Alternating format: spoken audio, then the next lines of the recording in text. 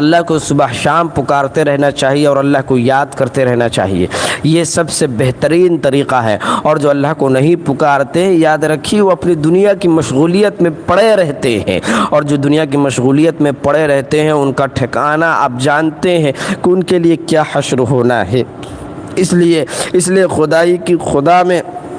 خدائی میں کبھی بھی ادھر ادھر کی کانا ٹامک ٹویا نہیں مارنا چاہیے. اللہ نے آپ کو جو وقت دیے ہیں اس وقت کا احترام، اس وقت کی عزت احترام ضروری ہے. لہٰذا اس طریقے سے قرآن نے بیان کیا، فرمایا وَلَا تَطْرُدِ الَّذِينَ يَدْعُونَ رَبَّهُمْ بِالْغَدَاةِ وَالْعَشِيِّ يُرِيدُونَ وَجْهَهُ مَا عَلَيْكَ مِنْ حِسَابِهِمْ مِنْ شَيْءٍ وَمَا مِنْ حِسَابِكَ عَلَيْهِمْ مِنْ شَيْءٍ فَتَطْرُدَهُمْ فَتَكُونَ من الظالمين وكذلك فتنا بعضهم ببعض ليقولوا أهؤلاء من الله عليهم من بيننا أليس الله بأعلم بالشاكرين. ماشاء اللہ ہماری منی خان ہماری اینڈ منی پھوپھی ہماری تشریف لے آئی ہیں. ہماری پھوپھی جی پھوپھی ہوں گی، بہرحال جو بھی ہوگا برا نہ ماننا. بہت دن کے بعد تشریف لائے ہیں آپ، بہت بہت شکریہ، بہت بہت ویلکم آپ کا تشریف لانا ہمارے لائیو میں. اچھا ایک چلے، آپ ابھی کوئی نہیں ہے، ابھی لائیو میں ہمارا کوئی نہیں جڑا ہوا ہے، صرف آپ ہی جڑے ہوئے ہیں. آپ یہ بتائیے کہ کہاں سے ہے آپ؟ ابھی تفسیر میں نے آپ کے لیے روک دیا، جلدی بتائیے جلدی. منی خان کہاں سے آپ؟ پھوپھی ہیں یا پھر بالکل جو ہے آپ سسٹر ہیں؟ جلدی بتائیے. منی خان پھوپھی ہیں سسٹر ہیں؟ مہاراشٹر سے. اچھا چلیے مہاراشٹر سے ہیں تو آپ پھوپھی والی لک رکھتے ہیں یا پھر سسٹر والی؟ جلدی ابھی کوئی نہیں جڑا ہوا، جلدی بتاؤ.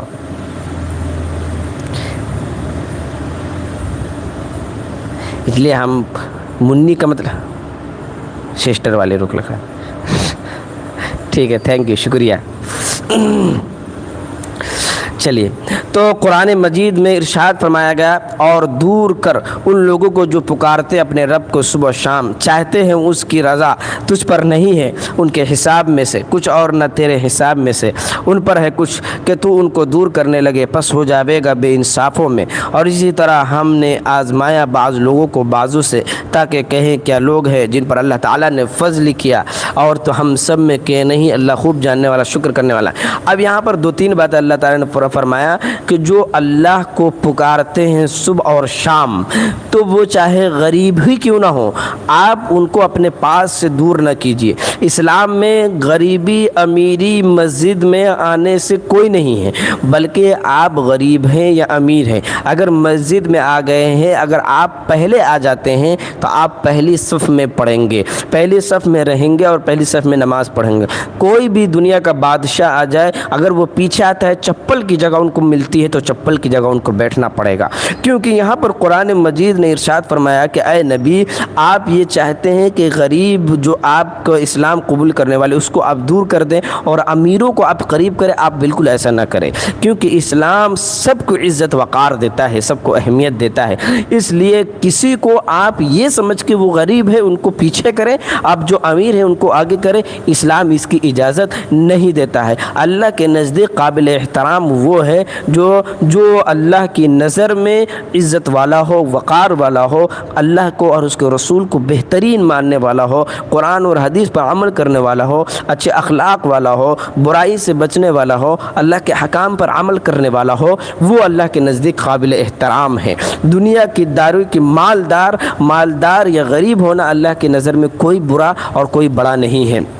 یہاں پر کیونکہ اللہ نے ہی مالدار بنایا ہے اور اللہ ہی نے غریب بنایا ہے، اس کے لیے آپ اس کے لیے بڑا یہ کیٹیگری استعمال کرنا یہ بالکل درست نہیں ہوگا. اسی کو قرآن نے بیان فرمایا ہے وَلَا تَطْرُدِ الَّذِينَ يَدْعُونَ رَبَّهُمْ بِالْغَدَاةِ وَالْعَشِيِّ يُرِيدُونَ وَجْهَهُ مَا عَلَيْكَ مِنْ حِسَابِهِمْ مِنْ شَيْءٍ وَمَا مِنْ حِسَابِكَ عَلَيْهِمْ مِنْ شَيْءٍ فَتَطْرُدَهُمْ فَتَكُونَ مِنَ الظَّالِمِينَ وَكَذَلِكَ وكذلك فتنا بعضهم ببعض ليقولوا هؤلاء من الله عليهم من بيننا أليس الله بأعلم بالشاكرين وإذا جاءك الذين يؤمنون بآياتنا فقل سلام عليكم كتب ربكم على نفسه الرحمة أنه من عمل منكم سوءا بجهالة ثم تاب من بعده وأصلح فأنه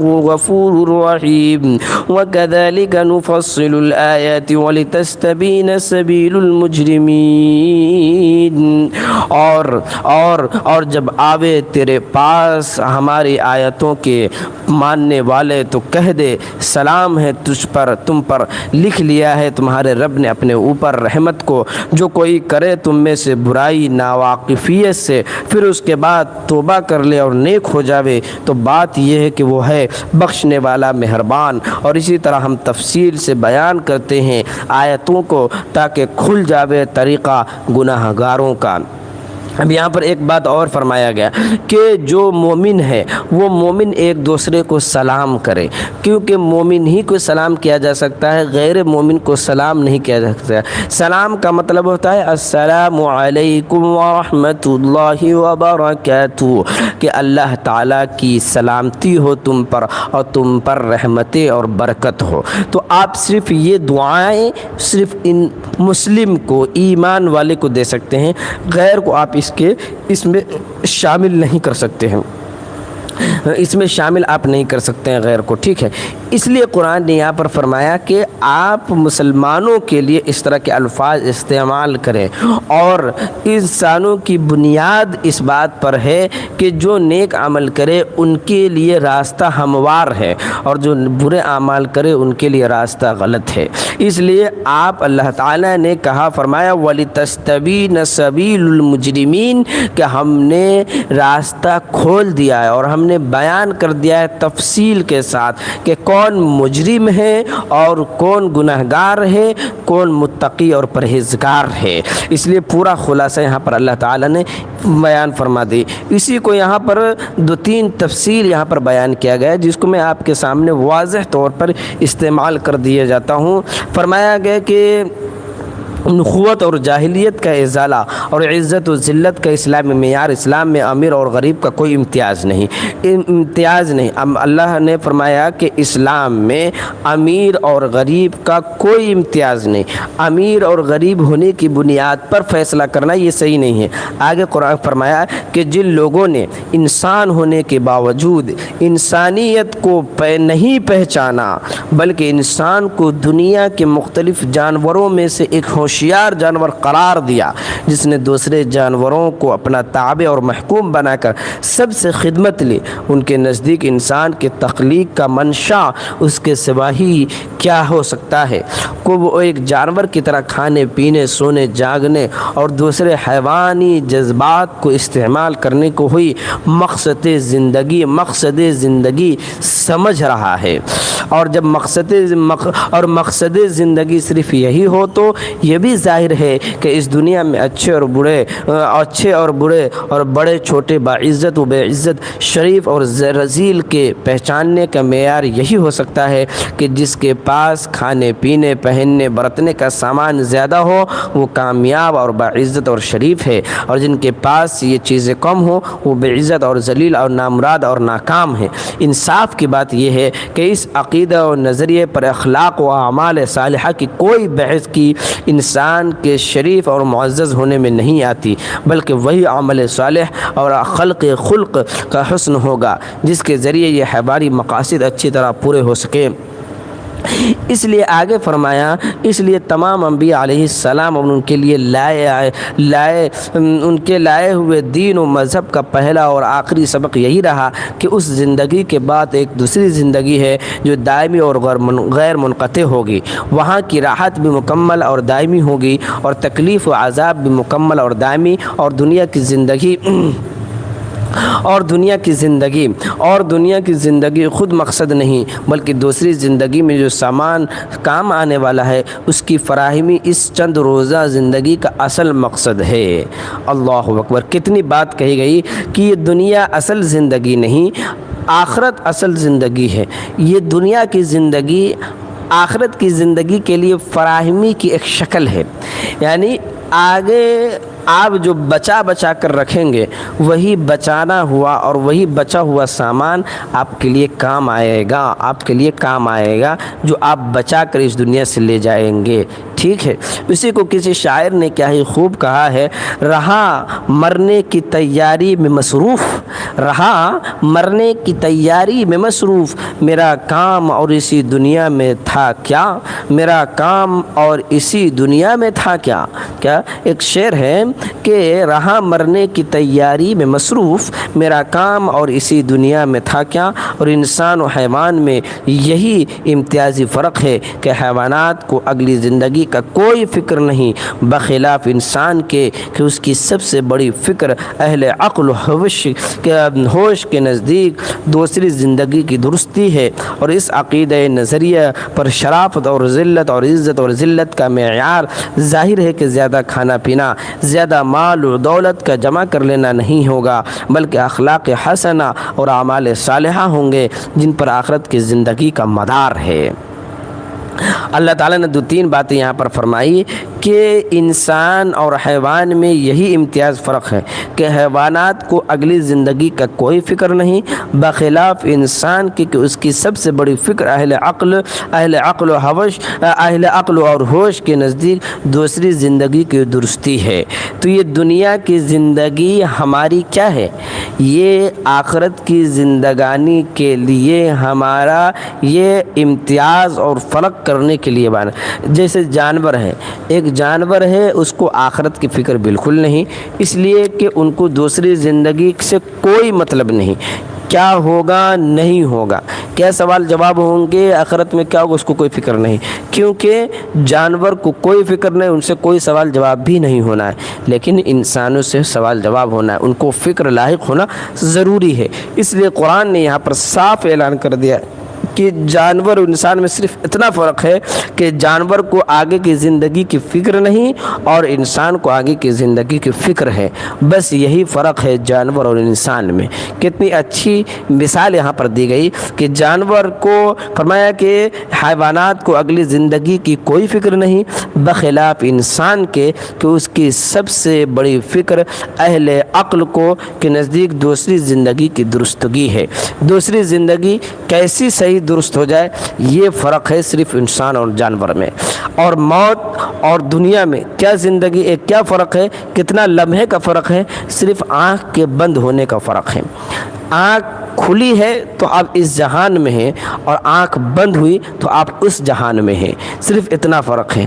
آپ کی آنکھ بند اور نہ بند ہونے کے فرق ہے، آنکھ بند ہوئی تو آپ کہاں پہنچ جائیں گے، آنکھ کھلی ہے تو آپ اس دنیا میں رہیں گے، صرف اتنا فرق ہے۔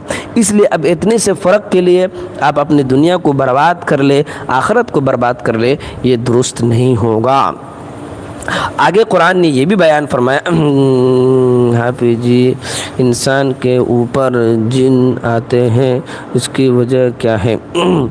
انسان کے اوپر جن آتے ہیں اس کی وجہ یہی ہے کہ جن ہمیشہ ایسی جگہوں پر جاتے ہیں جہاں پر گندگی ہوتی ہے، جہاں پر لوگ اللہ کو چھوڑ کر ادھر ادھر کی مزاروں اور گلیوں اور چکروں لگاتے ہیں اور برے کام کرتے ہیں۔ تو اکثر آپ نے دیکھا ہوگا کہ اچھے لوگوں پر جنات نہیں آتے، برے لوگوں پر جنات آتے ہیں، برے لوگوں پر جنات آتے ہیں۔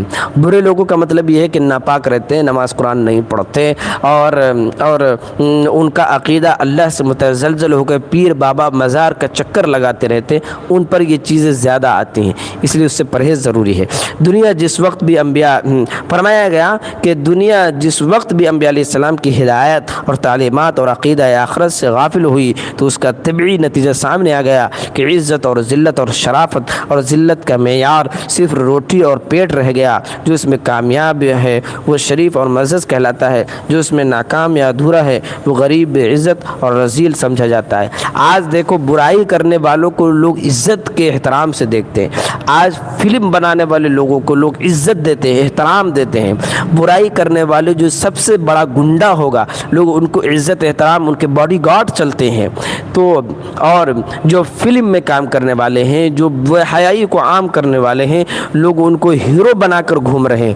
یاد رکھو کہ دنیا کی ذلت، دنیا کی عزت جو ذلیل انسانوں کو دیا جا رہا ہے، یہی دنیا کی حقیقت ہے کہ اس دنیا میں ذلیل کو عزت دی جائے گی، عزت کو ذلیل کیا جائے گا، عزت دار کو ذلیل کیا جائے گا۔ آج دیکھ لیجئے جو سب سے زیادہ برائی میں انتھک کوشش کرتا ہے اور برائی کے سب سے نچلے طبقے میں جا چکا ہے، بے حیائی کے، بے شرمی کے سب سے نچلے طبقے میں جا چکا ہے، لوگ ان کو عزت دیتے ہیں، ان کے باڈی گارڈ چلتے ہیں، ان کی گاڑیاں چلتی ہیں، پولیس ان کو عزت احترام سے نگاہ سے دیکھتی ہے اور انسان بھی ان کو عزت و نگاہ سے دیکھتے ہیں۔ یہ سراسر خلاف ہے اسلام کے، انسانیت کے، فطرت کے، یہ خلاف ہے۔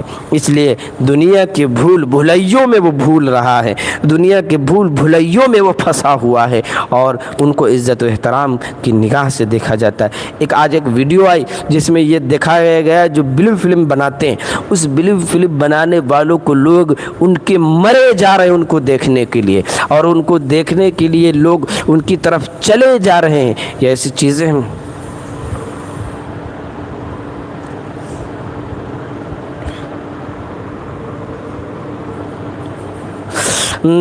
اس لیے یہاں پر اس طریقے سے جو گانا گانے والے ہیں، ناچ اور بے شرمی کے عیاشیاں کرنے والے لوگ، ان کو عزت احترام اللہ کی نگاہ میں ان کی ایک رتی کے برابر عزت نہیں ہے، ایک پھوٹی کوری کے برابر ان کی عزت نہیں ہے۔ اور جو ان کو عزت دیتے ہیں، یاد رکھیے دنیا کی عزت ان کے لیے ہے۔ جو لوگ ذلت میں اپنی عزت کو کھوج رہے ہیں تو وہ دنیا ان کو عزت بھی دے رہی ہے، لیکن جو عزت میں اپنی عزت کھوج رہی ہے اس کو یہ سراسر غلط ہے۔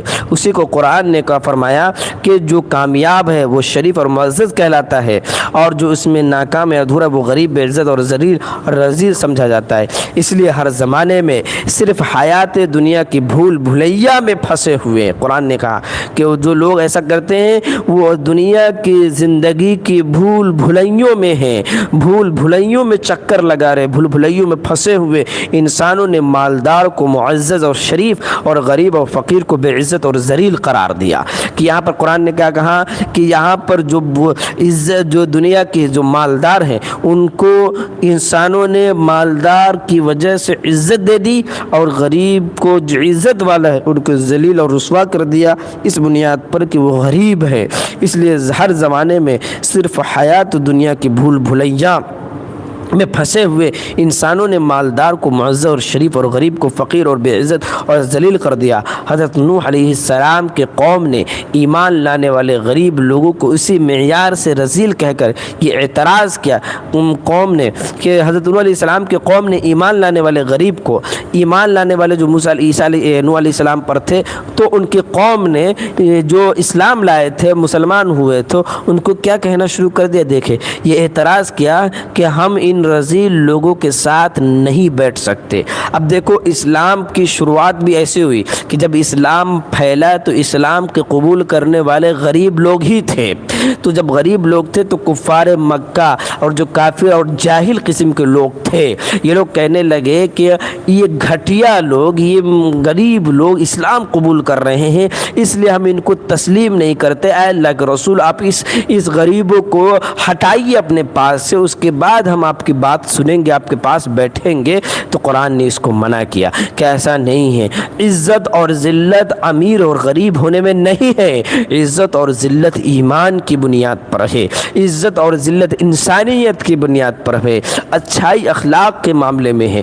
اسی کو وہ اعتراض کرنے لگے نوح علیہ السلام کی قوم کہ ہم ان لوگوں کے ساتھ نہیں بیٹھ سکتے۔ اگر آپ چاہتے ہیں کہ ہمیں کوئی پیغام سنائے تو ان غریب غربا کو اپنے پاس سے نکال دیجئے۔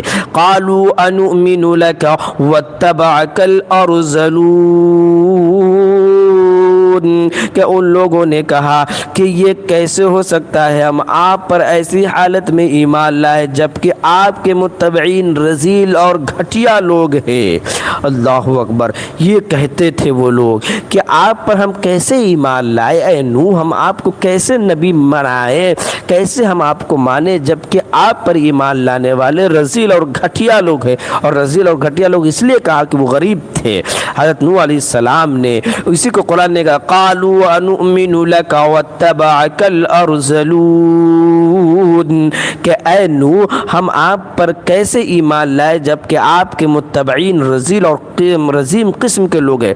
حضرت نوح علیہ السلام نے اس دل خراش کلام کا جواب مخصوص پیغمبرانہ انداز میں دیا کہ وما علمی بما كانوا يعملون ان حسابهم الا على ربی لو تشعرون، یعنی میں ان کے اعمال سے پوری طرح واقف نہیں کہ یہ فیصلہ کر سکوں کہ وہ رذیل ہے یا شریف معزز، بلکہ ہر شخص کے عمل کی حقیقت اور اس کا حساب میرے رب ہی کو معلوم ہے جو دلوں کی بھید سے باخبر ہے۔ تو اللہ کے رسول صلی اللہ علیہ وسلم، اللہ کے رسول حضرت نوح علیہ السلام نے ان کو جواب دیا کہ وما علمی بما كانوا يعملون ان حسابهم الا على ربي لو تشعرون، جو تم کہتے ہو کہ رذیل اور گھٹیا لوگوں کو اپنے پاس سے ہٹائیے تو ہم اب آپ کی بات سنیں گے۔ تو نوح علیہ السلام نے فرمایا کہ مجھے کیا معلوم کہ کون رذیل اور کون گھٹیا لوگ ہیں، یہ تو اللہ بہتر جانتا ہے ان کی اعمال کی بنیاد پر کہ کون صحیح ہے اور کون غلط ہے، اس لیے ہم اس پر کوئی فیصلہ نہیں کر سکتے۔ نوح علیہ السلام نے ان جاہل اور متکبر انسانی شرافت اور ذلت کی حقیقت سے ناآشنا لوگوں کا رخ ایک واضح حقیقت کی طرف پھیر کر یہ بتلایا کہ شریف اور رذیل کے الفاظ تم لوگ استعمال کرتے ہو اور ان کی حقیقت سے واقفیت نہیں، بس پیسہ والے کو شریف اور غریب کو رذیل کہنے لگے، حالانکہ شرافت اور ذلت کا معیار پیسہ نہیں بلکہ اعمال و اخلاق ہے۔ اس لیے موقع پر حضرت نوح علیہ السلام یہ فرما سکتے تھے کہ اعمال و اخلاق کے معیار پر یہ لوگ تم سے زیادہ شریف اور معزز ہے، لیکن پیغمبرانہ طرز تبلیغ اصلاح نے اس کی اجازت نہ دی کہ ایسا جملہ کہیں جس سے مخاطب کو اشتعال ہو، اس لیے صرف اتنا فرما دیا کہ ذلت کا معیار تو افعال اور اعمال پر ہے اور میں ان کے اعمال سے پوری طرح واقف نہیں، اس لیے ان کے شریف اور رذیل ہونے کا فیصلہ نہیں کر سکتے ہیں۔ اس لیے شریف اور رذیل ہونے کا فیصلہ نوح علیہ السلام نے پیغمبرانہ انداز میں، نوح علیہ السلام ایک نبی بڑے پیغمبر ہے، انہوں نے بات بھی کہی اور ایسی کہی کہ ان کو برا بھی نہیں لگا اور ان کو ایک سوچنے پہ مجبور کر دیا کہ ہمیں کیا کہا جا رہا ہے۔ تو جو پیغمبر ہوتے ہیں، جو بڑے لوگ ہوتے ہیں، وہ ان کی باتیں بھی بڑی ہوتی ہیں، ان کی باتیں بھی ایسی ہوتی ہیں جو حکمت سے معمور ہوتی ہے، حکمت سے پر ہوتی ہے، اور ایسی بات ہوتی ہے جن میں کئی معنی مطالب نکالے جا سکتے ہیں۔ اس لیے موسیٰ علیہ السلام نے اپنے پیغمبرانہ انداز میں اسے جواب دیا اور فرمایا کہ نوح علیہ السلام کے بعد بھی ہر زمانے میں ہر قوم کے غریب لوگ، خواہ وہ اپنے اخلاق اور اعمال کے اعتبار سے کتنے ہی شریف اور باعزت ہوں گے، دنیا ہوں گے، مگر حسن و شعار لوگ ان کو حقیر و ذلیل کہتے آئیں گے، دنیا پرست اور نخوت شعار لوگ ان کو حقیر ذلیل کہیں گے، اور یہی وہ لوگ ہیں جنہوں نے اپنی بصیرت اور اخلاق صالحہ کی بنا پر ہر زمانے میں انبیاء علیہ السلام کی دعوت قبول کرنے میں پہل کی، یہاں تک کہ مذاہب اور ملل کی تاریخ پر نظر رکھنے والوں کے نزدیک کسی پیغمبر کی صدق و حقانیت کی ایک دلیل یہ بن گئی کہ ان کے ابتدائی متبعین قوم کے غریب لوگ ہوں گے۔ یہی وجہ تھی کہ جب ہرقل شام و روم کے پاس حضرت صلی اللہ علیہ وسلم کا گرامی نامہ دعوت اسلام کے لیے پہنچا اور اس نے آپ کے حقانیت اور صدق کی تحقیق کرنا چاہی تو واقف کار لوگوں سے حضرت صلی اللہ علیہ وسلم کے بارے میں سوالات کیے۔ ان میں ایک سوال یہ بھی تھا کہ ان کے اکثر متبعین غریب عوام ہے یا قوم کے بڑے لوگ؟ جب اس کو بتلایا گیا کہ غریب لوگ ہیں تو اس نے کہا ہم تبع رسول یعنی رسولوں کی ابتدائی متبعین یہی لوگ ہوا کرتے ہوتے ہیں۔ حضرت صلی اللہ علیہ وسلم کے عہد مبارک میں پھر یہی سوال کھڑا ہوا کہ متذکرہ آیات میں اسی کا جواب خاص ہدایت کے ساتھ مذکور ہے۔ یہاں پر دو تین باتیں اللہ تعالیٰ نے فرمائی کہ جب ہرقل شام اور روم کا جو بادشاہ تھا انہوں نے پوچھا کہ اگر تم محمد صلی اللہ علیہ وسلم کو مانتے ہو تو یہ بتاؤ کہ محمد کو ماننے والے غریب لوگ ہیں یا امیر لوگ ہیں؟ انہوں نے کہا کہ غریب لوگ ہیں۔ تو کہا کہ انبیاء کی یہی سنت ہے، انبیاء کا یہی سنت ہے کہ جو انبیاء علیہ السلام کو تسلیم کرتا ہے وہ شروع میں غریب ہی ہوتے ہیں، بعد میں مالدار لوگ، کیونکہ مالدار لوگ اپنی انا کی بنیاد پر، اپنی ضد کی بنیاد پر کوئی قبول نہیں کرتے، پہلے غریب لوگ قبول کرتے، پھر دھیرے دھیرے امیروں کو بھی اس کا اپنی اکڑ ختم ہوتی ہے اور سمجھ آتی ہے، پھر وہ اسلام کو قبول کرتے ہیں۔ اور سب نبیوں کے ساتھ، ہمارے نبی کے ساتھ بھی یہی معاملہ پیش آیا، اس لیے کہ یہاں پر ہرقل کا پورا واقعہ بیان کیا گیا۔ اب یہاں پر ابن کثیر رحمۃ اللہ علیہ، ابن کثیر بڑے مفسر ہیں، انہوں نے ابن جریر اور ابن کثیر انہوں نے دونوں نے بیان فرمایا، ایک روایت نقل کیا ہے، ایک حدیث بیان کی، ایک روایت نقل کیا۔ اس روایت کو ذرا سنیے، آپ دل خوش ہو جائے گا۔ فرمایا کہ کفار قریش کے جو کافر حضرات تھے اسی کو کفار بولتے، کافر کی جمع کفار قریش کے چند سردار، جن میں سے ایک کا نام عتبہ ہے، شیبہ ہے، ابن ربیعہ اور مطعم بن عدی اور حارث بن نوفل وغیرہ، یہ نام یاد رکھ لیجیے اچھی طریقے سے۔ ہم جو بتا رہے ہیں آپ کو کہ ابن کثیر نے امام ابن جریر نے روایت نقل کی ہے، ایک حدیث نقل کی ہے۔ فرماتے ہیں کہ قریش مکہ قریش کے چند سرداروں میں کیا کیا آتا ہے؟ عتبہ بھی آتا ہے، اور شیبہ، ابن ربیعہ اور مطعم بن عدی اور حارث بن نوفل، کتنے ہو گئے؟ 1 2 3 4 اور 5، یہ 5 قریش کے سردار حضرت صلی اللہ علیہ وسلم کے چچا ابو طالب کے پاس آئے۔ یہ 5 سردار حضور پاک صلی اللہ علیہ وسلم کے چچا کے پاس آئے، ابو طالب کے پاس، اور کہا آپ کے بھتیجے محمد صلی اللہ علیہ وسلم کی بات سننے اور ماننے سے ہمارے لیے ایک رکاوٹ یہ بھی ہے کہ ان کے ارد گرد ہر وقت وہ لوگ رہتے ہیں جو یا تو ہمارے غلام تھے، ہم نے ان کو آزاد کر دیا، یا وہ لوگ ہیں جو ہمارے ہی رحم و کرم پر زندگی گزارتے تھے۔ ان حقیر اور ذلیل لوگوں کے ہوتے ہوئے ہم ان کی مجلس میں شریک نہیں ہو سکتے۔ آپ ان سے کہہ دیں کہ اگر ہمارے آنے کے وقت وہ ان لوگوں کو مجلس سے ہٹا دیا کرے تو ہم ان کی بات سنیں گے اور غور کریں گے۔ اللہ اکبر، کتنی خطرناک بات کہی گئی۔ یہ عتبہ، شیبہ، ابن ربیعہ، مطعم بن عدی اور حارث بن نوفل یہ حضور کے چچا کے پاس آئے کہ ہم آپ کے بھتیجے کے پاس اس لیے نہیں بیٹھتے کہ ان کے پاس غریب لوگ بیٹھتے ہیں، اس لیے اب غریب کو دور کر دیجئے پھر ہم بیٹھیں گے آپ کے پاس۔ اس پر جواب دیا ابو طالب نے حضرت صلی اللہ علیہ وسلم سے اس بات کی نقل کی اور ان سے بیعت پر، تو فاروق اعظم رضی اللہ تعالی عنہ نے یہ رائے دی کہ اس میں کیا حرج ہے۔ تو یہ بات ابو طالب نے آپ کے چچا نے حضور پاک کو بتلائی کہ آپ ایسا کفار مکہ آئے تھے اور ان کے سردار آئے تھے، ایسا کہہ رہے تھے، آپ کیا کہتے ہیں؟ تو حضرت فاروق اعظم رضی اللہ تعالیٰ عنہ کی یہ رائے دی کہ اس میں کیا حرج ہے۔ تو عمر فاروق رضی اللہ تعالیٰ عنہ نے ایک رائے دی کہ ایسا کرے کہ بات کفار مکہ صحیح کہہ رہے ہیں، غریب لوگوں کو تھوڑا دیر کے لیے ہٹا دے اور اس کے بعد ہم امیر لوگوں کو آ کر ان سے بات چیت کریں۔ اس پر کیا ہوا اور کیسے قرآن کی آیت نازل ہوئی، حضور کو کیسے سخت تنبیہ کی گئی، تو اسی کو بات فرمایا گیا کہ اس بات کی نقل تو فاروق اعظم رضی اللہ تعالیٰ عنہ نے یہ رائے دی کہ اس میں کیا حرج ہے، اس غریب کو ہٹا دیجئے، کچھ دنوں کے لیے آپ یہ بھی کر کے دیکھ لیجئے۔ یہ لوگ تو اپنے بے تکلف محبین ہیں، ان لوگوں یہ لوگ جو غریب لوگ ہیں تو اپنے ہی لوگ ہیں، اس میں کوئی حرج، ان لوگوں کے آنے کے وقت مجلس سے ہٹ جایا کریں گے۔ اس آیت پر آیت مذکورہ نازل ہوئی جس میں سختی کے ساتھ ایسا کرنے سے رسول کریم صلی اللہ علیہ وسلم کو منع فرما دیا گیا۔ نزول آیت کے بعد فاروق اعظم رضی اللہ عنہ کو معذرت کرنا پڑی کہ میری رائے غلط تھی۔ اللہ اکبر، اللہ اکبر۔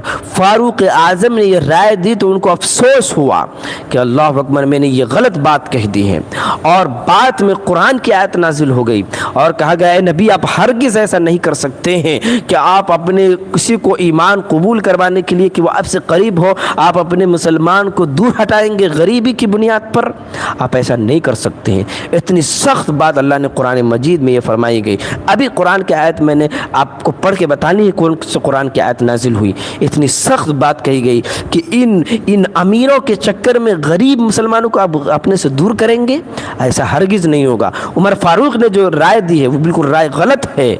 اللہ اکبر۔ یہاں پر کتنی سخت لہجہ استعمال کیا ہے قرآن نے حضور کے بارے میں، ذرا دیکھیں یہاں پر۔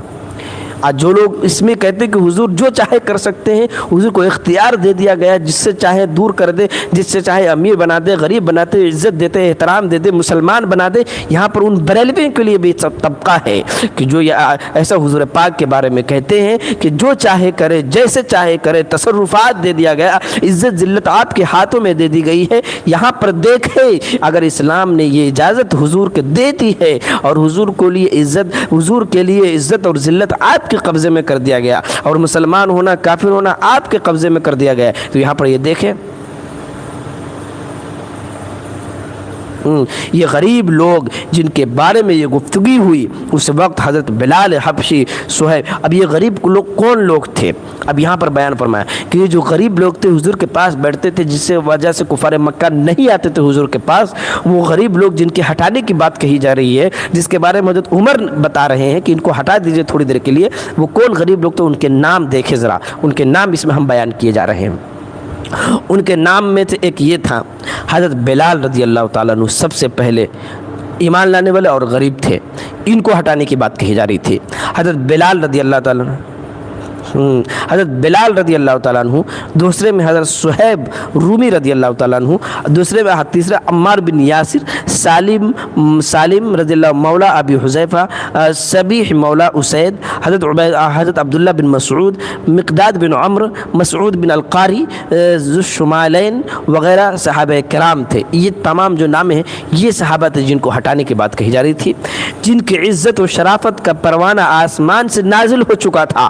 ان کو بارے میں حضرت عمر کہہ رہے ہیں کہ ان کو ہٹا دیں، اور قرآن میں اسی کے متعلق دوسری جگہ اس کی تاکید ان الفاظ میں آئی، واصبر نفسك مع الذين يدعون ربهم بالغداة والعشي يريدون وجهه ولا تعد عيناك عنهم تريد زينة الحياة الدنيا ولا تطع من اغفلنا قلبه عن ذكرنا واتبع هواه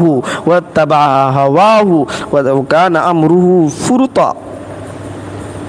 جس میں حضرت صلی اللہ علیہ وسلم کو یہ ہدایت دی گئی کہ آپ اپنے نفس کو ان لوگوں میں باندھ رکھیں جو صبح و شام یعنی ہر وقت اپنے رب کی عبادت کرتے ہیں اخلاص کے ساتھ۔ آپ اپنی نظریں ان کے سوا کسی پر نہ ڈالیں۔ فرمایا گیا کہ آئے اللہ کے رسول آپ اپنی نگاہیں ان غریبوں سے ہٹا کر غریب امیروں کی طرف نہ لے جائیں، اپنی نظر ان سے نہ پھیریں، جس کی غرض یہی ہو سکتی ہے کہ حیات دنیا کی زینت مقصود ہو۔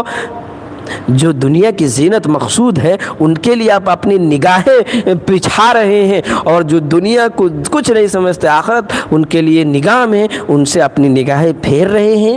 دنیا کی زندگی کی زینت مقصود ہو، اور ایسے لوگوں کی بات نہ مانیے جن کے دلوں کو ہم نے اپنے ذکر سے غفلت میں ڈال دیا ہوا ہے، جو اپنی نفسانی خواہشات کے پیرو ہوں گے اور جن کا کام ہی حدود سے نکل جانا ہے، ان کے لیے آپ کوئی ترس نہ کھائیں، ان کے لیے کوئی اپنی نگاہیں نہ بچھائیں۔ یہ آیت سخت حضور پاک کو فرمایا گیا کہ ان امیروں کے چکر میں غریبوں کو آپ ہٹائیں گے۔ آیت مذکورہ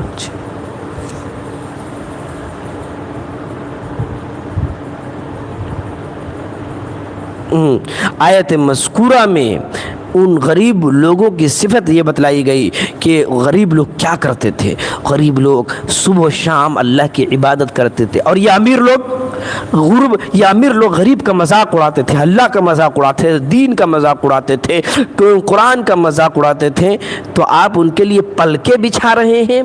جو صبح و شام اللہ کی عبادت کر رہے ہیں ان کو آپ الگ کر رہے ہیں۔ حضرت عمر بھی مشورہ دے رہے کہ ان کو الگ کر دیا جائے تھوڑی دیر کے لیے ہی صحیح، لیکن جو صبح و شام لیکن جو صبح و شام اللہ کو گالی دیتے ہیں، صبح و شام رسول کو گالی دیتے ہیں، قرآن کی بات نہیں مانتے، اس زمین پر اور دھرتی پر رہ کر بھی اللہ کا کھاتے ہیں اور اللہ کی نافرمانی کرتے ہیں، ان کے لیے آپ نگاہیں بچھائیں، ان کو اپنے قریب کریں اور اس کو دور کریں۔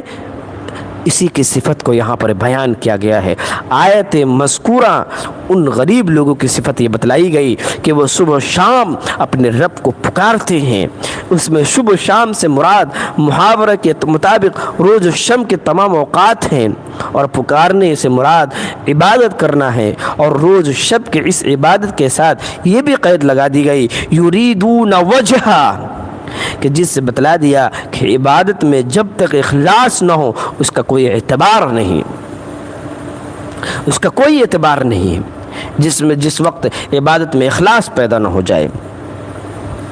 آپ اخلاص والے لوگوں کو اپنے سے دور کرنا چاہتے ہیں، ان امیروں کے چکر میں ان غریب مسلمانوں کو جن کے دل میں اللہ اور اس کے رسول کی محبت جذب ہو چکی تھی ہے، جنہوں نے یہ پیغام دنیا کو دے دیا ہے کہ توحید کی امانت سینوں میں ہے ہمارے، آسان نہیں مٹانا نام و نشاں ہمارا، کہ باطل سے دبنے والے اے آسمان نہیں ہم، باطل سے دبنے والے اے آسمان نہیں ہم، 100 بار کر چکا ہے تو امتحان ہمارا۔ اس کے لیے آپ اپنے عزت وقار کو بچائے رکھیں۔ ان رذیل گھٹیا لوگ وہ ہیں جو اپنے انا میں ہیں، تکبر میں ہیں، کہ اسلام کو قبول ہم جب ہی کریں گے جب غریبوں کو دور کر دیا جائے گا۔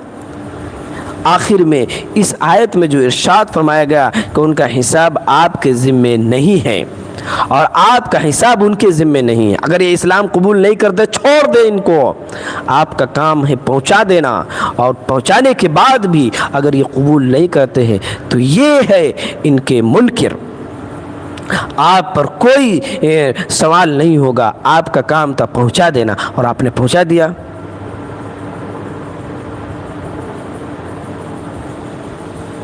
یہاں پر فرمایا کہ اس کا حساب ان کے ذمے نہیں۔ ابن عطیہ اور زمخشری وغیرہ کی تحقیق کے مطابق اس میں حسابہم وعلیہم کی ضمیر ان رؤساء مشرکین کی طرف راجع ہیں، ان مشرکین کی طرف راجع ہیں، اور جو غریب مسلمانوں کو مجلس سے ہٹا دینے کی فرمائش کیا کرتے تھے، حق تعالیٰ نے حضرت صلی اللہ علیہ وسلم کو بتلا دیا کہ یہ لوگ خواہ ایمان لائیں یا نہ لائیں، آپ بمقابلہ غرباء مسلمین کے ان کی پرواہ نہ کریں۔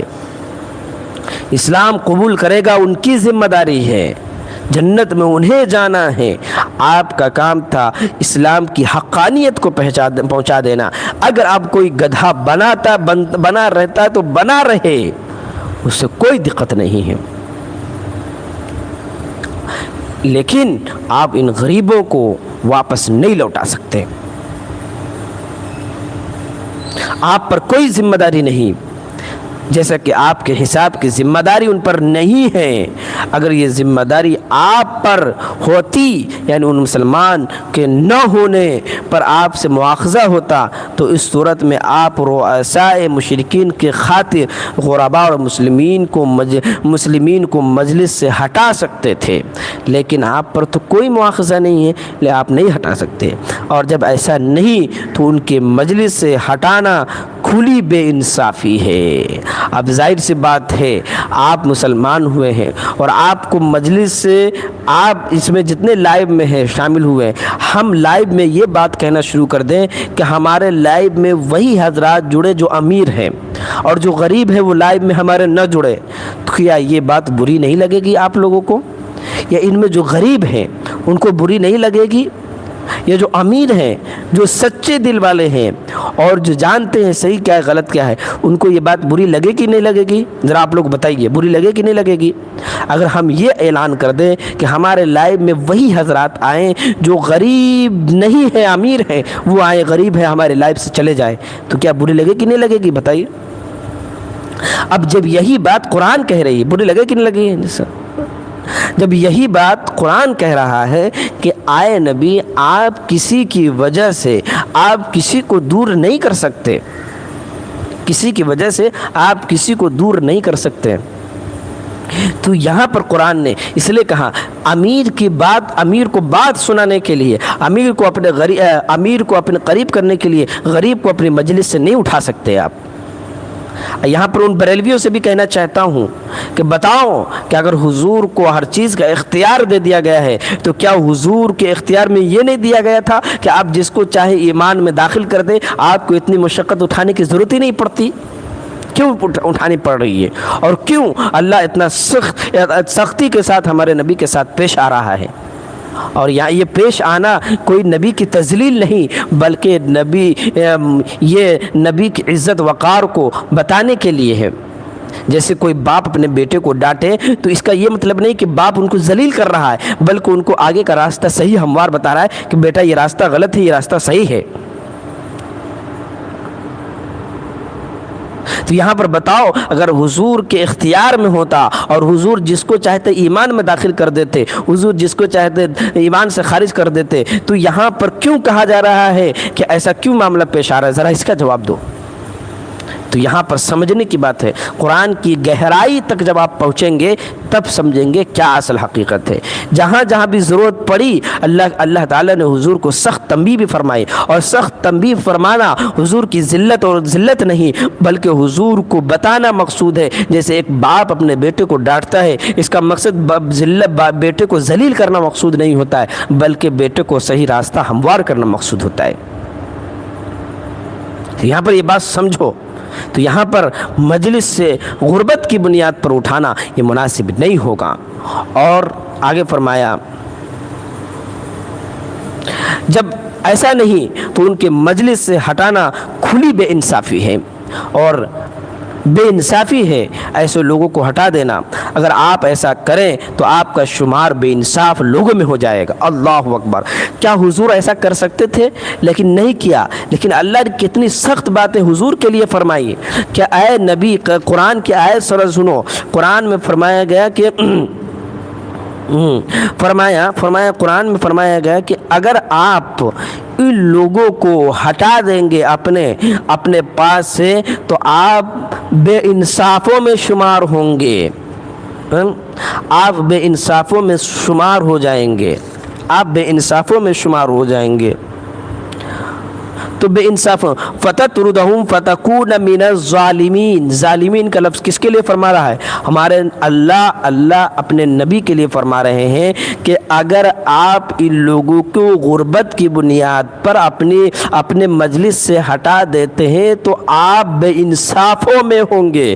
ظالمین کا لفظ قرآن نے عربی میں کہا، اس کا ترجمہ بے انصافوں میں ہوگا کہ بے انصاف لوگ ہو، آپ بے انصاف لوگوں میں ہو جائیں گے جو آپ اپنے غریب مسلمانوں کو اپنے سے دور ہٹا دیں گے۔ امیروں کے لیے بے انصافوں میں آپ کا شمار فتکون من الظالمین میں ہو جائے گا۔ اللہ اکبر!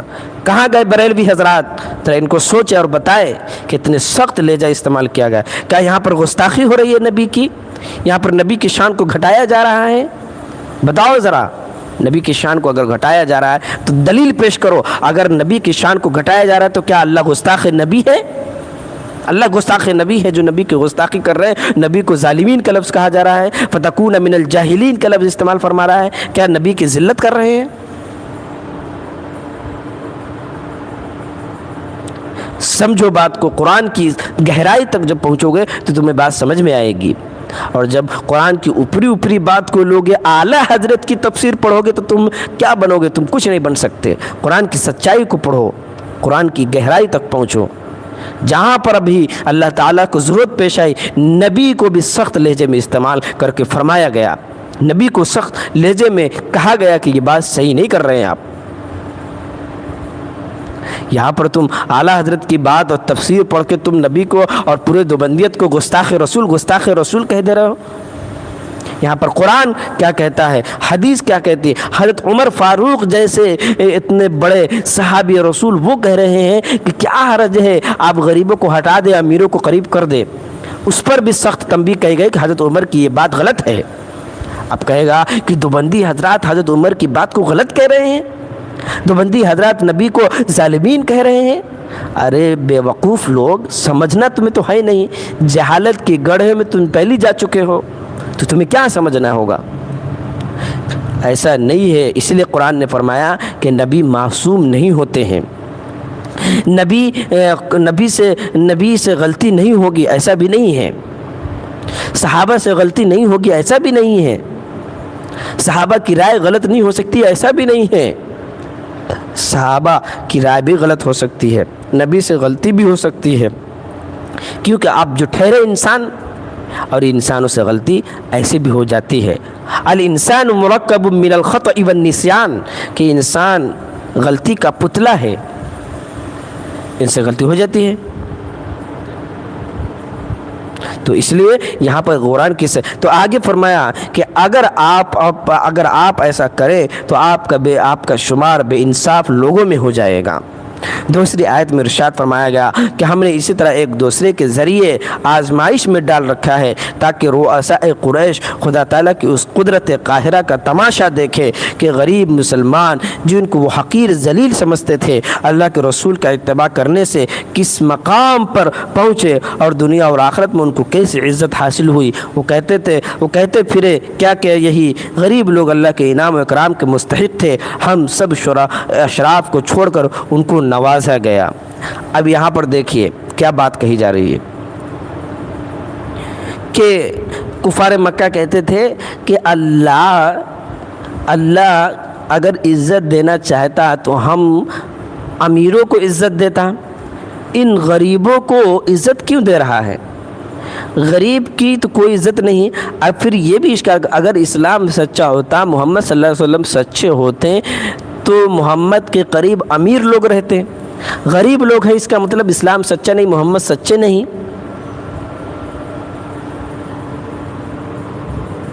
تو اس کا مطلب یہ ہوا کہ ان کے اندر معیار غریب اور امیر ہونا معیار ہے، ان کے اندر عزت اور وقار پیسے پر ڈیپینڈ ہے، اور یہ بات قرآن کے خلاف ہے، حدیث کے خلاف ہے۔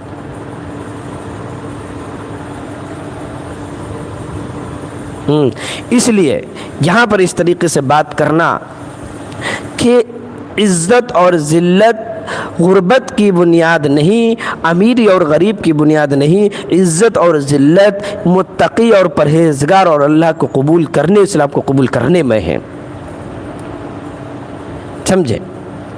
تو یہاں پر فرمایا گیا کہ غریب لوگ انعام و اکرام کے مستحق تھے۔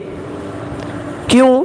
اس لیے کہ آپ دیکھیں کہ حضرت بلال غریب تھے، غلام تھے، آج ان کا نام ہر مسلمان لینے والا ہے، بچہ جانتا ہے کہ بلال حبشی کون ہے، جو بڑے بڑے عتبہ شیبہ بڑے بڑے سردار تھے، آج ان کا نام لینے والا کوئی نہیں، اور نام جو لیتا بھی ہے ان کو ذلت کی نگاہ سے دیکھتا ہے۔ کیوں؟ ان کے کرتوت، آج وہ بڑے مالدار تھے لیکن آج ان کا کوئی نام و نشان نہیں، کوئی عزت کے ساتھ ان کا نام لینے والا نہیں۔ فرعون خدا بنا ہوا تھا، خدا، آج کیا ہو گیا؟ اس کا کوئی نام لے رہا ہے، اس کا نام لے رہا ہے، ذلت سے لے رہا ہے۔ ہم لوگ مثال دے رہے ہیں کہ فرعون نہ بنو، فرعون کی طرح غلط کام مت کرو۔ امیر تھا، ذلیل ہو گیا، اور بلال غریب تھے، عزت کے مقام پر پہنچ گئے، عزت کے مقام پر۔ یہ عزت اور ذلت نبی کے ہاتھ میں نہیں، عزت اور ذلت خدا کے ہاتھ میں ہے۔ احکام شریعت، بہار شریعت میں اعلیٰ حضرت نے لکھا کہ عزت اور ذلت اللہ تعالیٰ نے نبی کے قبض قدرت میں رکھ دیا ہے۔ نبی کے قبضے قدرت میں، عزت اور ذلت نبی کے ہاتھ میں ہے، مسلمان ہونا اور نہ مسلمان ہونا نبی کے ہاتھ میں ہے، اور رزق کا دینا اور نہ دینا نبی کے ہاتھ میں ہے۔ یہ بہار شریعت اعلیٰ حضرت کے بہار شریعت بریلوی کتاب صدر الشریعہ مفتی امجد علی کی کتاب ہے، اس میں یہ لکھا ہوا ہے۔ اب بتاؤ کہ عزت اور ذلت کسی نبی کے ہاتھ میں کیسے ہو سکتا ہے؟ تو یہ باتیں ہیں۔ تو یہاں پر فرمایا گیا کہ صاحب کشاف وغیرہ کی تحقیق کے مطابق ان کا یہ قول اس ابتلائی امتحان کا نتیجہ ہے جو ان کا ضعفاء مسلمین کے ذریعے لیا گیا تھا۔ وہ اس امتحان میں ناکام ہوئے، بجائے اس کے قدرت کے اس مظاہرے پر غور کر کے اس نتیجے پر پہنچنے کی شرافت اور ذلالت اور مال و دولت وغیرہ پر موقوف نہیں، بلکہ اس کا مدار اخلاق و اعمال پر ہے۔ وہ الٹا اللہ تعالیٰ پر یہ الزام لگانے لگے کہ مستحق اعزاز تو ہم تھے، ہم چھوڑ کر ان کو اعزاز کیوں دیا گیا؟ اب یہ دیکھو اللہ پر بہتان باندھنے لگے، اللہ پر اشکال کرنے لگے کہ بھائی ہم امیر آدمی تھے تو ہم کو دینا چاہیے تھا، ہم کو عزت دینا چاہیے تھا، ہم کو نبی کے قریب کرنا چاہیے تھا، اللہ نے ان غریبوں کو نبی کے قریب کر دیا، یہ تو ہمارے لیے بے عزتی ہے۔ یہ کفار مکہ اللہ سے سوال کرتے، اللہ سے ناراض ہو رہے ہیں۔ ارے واہ واہ، الٹا چور کوتوال کو ڈانٹے، یہ اللہ سے ناراض ہو رہے ہیں کہ اللہ نے ہم کو نبی کے قریب کیوں نہیں کیا، یہ غریب کو کیوں کر دیا، ہم کو بات سمجھ میں نہیں آ رہی، عزت کے قابل تو ہم تھے، یہ لوگ کہہ رہے ہیں، یہ مالدار لوگ کہہ رہے ہیں۔ مطلب عقل ان کی ماری گئی پیسوں پر، عقل ماری گئی ان کی پیسوں پر۔ بتائیے اللہ پر اشکال کر رہے ہیں، اللہ حفاظت۔ حق تعالیٰ نے اس کے جواب میں، اللہ تعالیٰ نے فرمایا، اس کا جواب دیا کہ تم جو یہ بیوقوفانہ بات کر رہے ہو نا، یہ تمہاری بیوقوفانہ بات۔ پھر ان کو اصل حقیقت کی طرف جملہ سے متوجہ فرمایا، لیکن فرمایا الیس اللہ باعلم بالشاکرین، یعنی اللہ تعالیٰ خوب جانتے ہیں کہ کون لوگ حق شناس اور شکر گزار ہیں۔ مطلب یہ ہے کہ حقیقت کے اعتبار سے شریف اور معزز وہ شخص ہیں جو اپنے محسن کا حق پہچانے اور شکر گزار ہوں، وہی مستحق اور انعام و اکرام ہے، نہ کہ وہ جو رات اور دن اپنے منعم اور محسن کی نعمتوں میں کھیلنے کے باوجود اس کی نافرمانی کرتا ہے، وہ عزت والا نہیں۔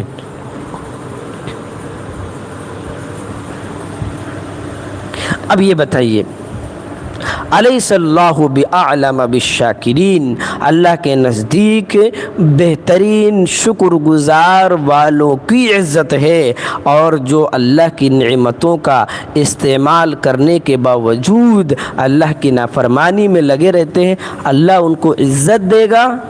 ایسا ہرگز نہیں ہوگا۔ چند احکامات یہاں پر بیان کیے جا رہے ہیں جن کو آپ کو سن لینا ضروری ہے۔ اب چلیے ہم چند احکامات بھی بیان کر لیتے ہیں، پھر اس کے بعد انشاءاللہ پہلے ہم 5 منٹ کا انٹرول لیتے ہیں۔ انٹرول میں آپ لوگوں کو کچھ نعت وغیرہ سننا ہوگا تو نعت وغیرہ سنا دیں گے، کچھ باتیں آپ کو کہنی ہوگی، کوئی سوال کرنا ہوگا تو کر لیں گے، اس لیے کہ بہت دیر سے تفصیل سے آپ بھی تھک گئے ہیں، ہم بھی تھک گئے ہیں، تو انشاءاللہ 5 منٹ کا انٹرول لے لیا جائے، اس کے بعد پھر بیان کیا جائے گا انشاءاللہ۔ چلیے چائے پانی ناشتہ کر لیجیے آپ لوگ، اور جلدی سے ادھر جو دلہن جی ہیں لال کپڑے میں، اس کو جلدی سے 2 مرتبہ ٹچ کر دیجیے۔ اوپر جو سالہ جیجا جی بہنوئی بیٹھے ہوئے ہیں ان کو بھی 2 مرتبہ ٹچ کر دیجیے۔ ان سالہ جیجا جی کو پانی کا ناشتہ کا پوچھ لیجیے، اگر نہیں ہوا تو پھر کیا ہوگا، شادی کینسل، پھر مٹھائی اٹھائی ناشتہ واشتہ بھی نہیں ملے گا۔ اس لیے اس بہنوئی کو اور سالہ جی کو اور اس دلہن جی کو ذرا دیکھ لیجیے، اگر یہی دلہن جی اپنے میکے جائے گی تو شکایت لگائے گی۔ کیا شکایت لگائے گی؟ بھائی ہم گئے وہاں ہماری کوئی عزت ہی نہیں، ہم کو کوئی چائے پانی کا ناشتے کا نہیں پوچھا، لال جوڑے میں پورے دن بیٹھے رہے، کوئی منہ دکھاؤنی پیسہ تک نہیں دیا، تو بات خراب ہو جائے گی، سمجھے؟ اس لیے دلہن کو خوش کر کے یہاں سے بھیجنا ہے۔ ٹھیک ہے، چلیے بہرحال یہاں دلہن ناراض نہیں ہونا چاہیے۔ اگر مائک نے شکایت لگا دی تو پھر تو کوئی کچھ نہیں ہوگا، لیکن یہ بیچارہ دلہا، اس کی تو واٹ لگ جائے گی۔ اس لیے کہ ان کو سسرال بھی جانا ہے، اور ان کی عزت نہیں ہوئی دلہن کی تو سسرال جائے گی تو سمجھ لیجیے پھر ہیلمٹ لگا کے جانا پڑے گا، کہیں پتھر نہ چل جائے، سمجھے؟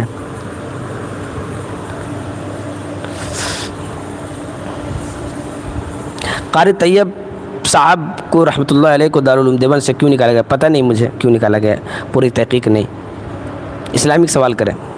السلام علیکم ڈیئر مفتی صاحب این الف آسیہ پروین جی ماشاءاللہ آ گئی ہیں، چلیے بہت بہت شکریہ، جزاک اللہ خیر۔ ہم بھی تشریف لے ہیں اپنے مقام پر جہاں سے ہمارا لائیو چلتا تھا۔ کیسے ہیں مفتی صاحب؟ الحمدللہ خیریت سے۔ چلیے آپ لوگ بتائیے اپنا اپنا کیا بتائے، کوئی سوال ہو جواب ہو جی انشاءاللہ کریں۔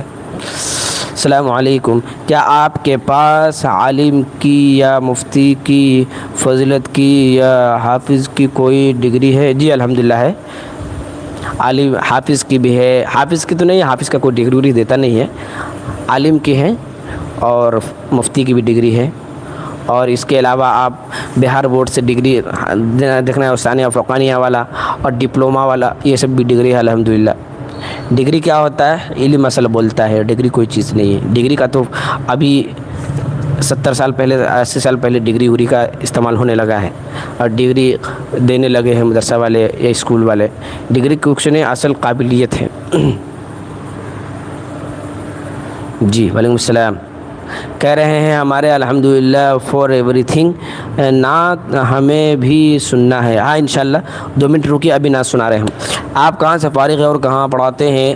ہم دارالعلوم ندوۃ العلماء سے فارغ ہیں، ابھی ہم پڑھا رہے ہیں چمپارن ضلع بتیا میں۔ خیریت سے ہیں جی الحمدللہ خیریت سے ہیں۔ چلیے ایک بھائی صاحب ہمارے کہہ رہے ہیں کہ نعت سنا دیا جائے، انشاءاللہ ہم بھی سوچ رہے ہیں کہ آج کچھ بہت دنوں کے بعد ہم بھی نعت نہیں پڑھے ہیں، نبی کی نعت پڑھتے دل خوش ہو جاتا ہے، دل باغ باغ رہتا ہے، پورے دن خوشی ہوتی ہے، پورے دن اچھا لگتا ہے، اس لیے ہم نے سوچا کہ نبی کی تعریف کچھ گنگنائے جائیں نبی کی تعریف میں۔ آپ لوگ تیار ہیں تو ایک مرتبہ جھوم کے سبحان اللہ بول دیجئے، دونوں ہاتھوں کو ہوا میں فضا میں لہرا کے ذرا سبحان اللہ بولیے، اس کے بعد ہم نعت سنائیں گے انشاءاللہ۔ دونوں ہاتھوں کو ہوا میں لہرا کے بولے سبحان اللہ، بریلوی کی طرح، بریلوی حضرات کی طرح دونوں ہاتھوں کو ہوا میں لہرا کے ایک دم جھوم کے ایک مرتبہ سبحان اللہ بول دیجئے۔ ہاں حلیمہ پروین جی ایک دم بول رہی ہیں، اور ہاتھوں کو اٹھا کے بالکل لہرا کے، ہاتھوں کو ایموجی لگا لگا کے کرو نا، ہاتھ لہرائیں گے ویسے نا۔ چلے حلیمہ پروین جی بہت دیر سے جڑی ہے ماشاءاللہ، بہت اچھی لڑکی ہے یہ جو ہے۔ مجھے نہیں پہچانا، عمر دفاع دیوبند۔ ہاں عمر بھائی کیوں نہیں پہچان رہے؟ الحمدللہ الحمدللہ، آپ ماشاءاللہ ہمیشہ ہمارے یہاں آتے رہتے ہیں، کبھی کبھی غائب بھی ہو جاتے ہیں آپ۔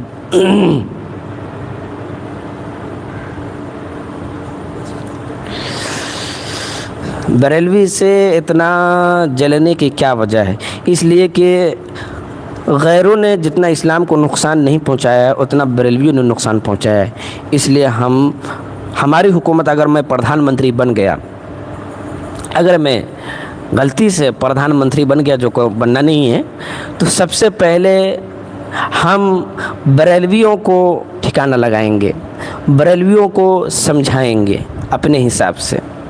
اب سمجھانے میں چاہے لات سے سمجھے یا باتوں سے سمجھے، اس حساب سے سمجھائیں گے، اور جتنے بھی خرافات یہ کر رہے ہیں ان خرافات کو اپنے ڈنڈے کی زور پہ ان کو منوائیں گے، بی جے پی کی طرح چلیں گے ایک دم۔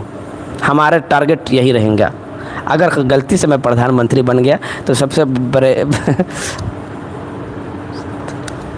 ہم سب سے پہلے بریلوی کو ٹھکانہ لگائیں گے، اس لیے کہ دین میں انہوں نے جتنا نقصان پہنچایا اس نے کس نے؟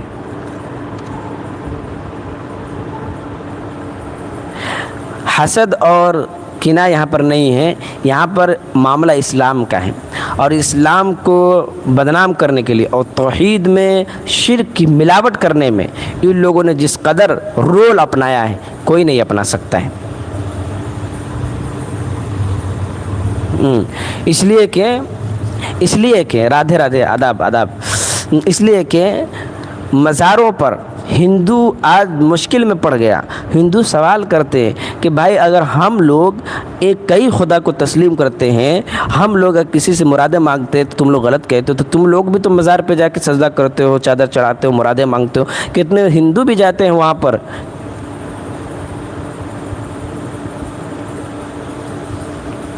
سمجھے؟ ہاں جلدی سے سنائے بھائی، جواب دیجئے۔ سجاد بھائی ماشاءاللہ، سجاد بھائی آ گئے ماشاءاللہ۔ سجاد بھائی نہیں، بہن بھائی، آپ بریلوی ہیں؟ نہیں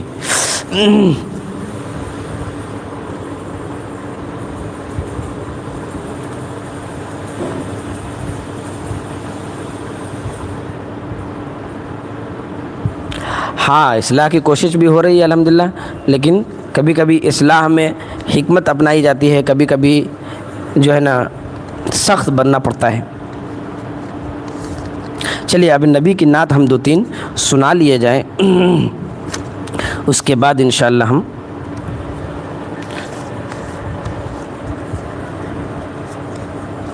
چلیے ایک مرتبہ سبحان اللہ بولیے ذرا دیکھیں، چلیے ایک مرتبہ اور جھوم کے سبحان اللہ بولیے۔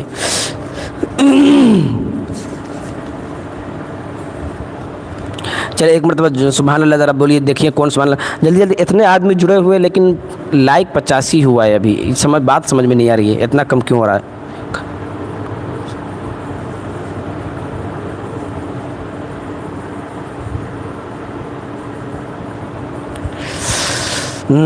پلیز بھائی بولیے جلدی جلدی، ہاں جی سجاد بھائی بولیے۔ چلیے جتنی حد سبحان اللہ، ایک مرتبہ اور جھوم کے دونوں ہاتھوں کو اٹھا کے لہرا کے ہوا میں لہرا کے بولیے ذرا سبحان اللہ۔ چلیے 2-3 شعر میں پڑھ دیتا ہوں، اس کے بعد پھر باضابطہ نعت سنایا جائے گا۔ چلیے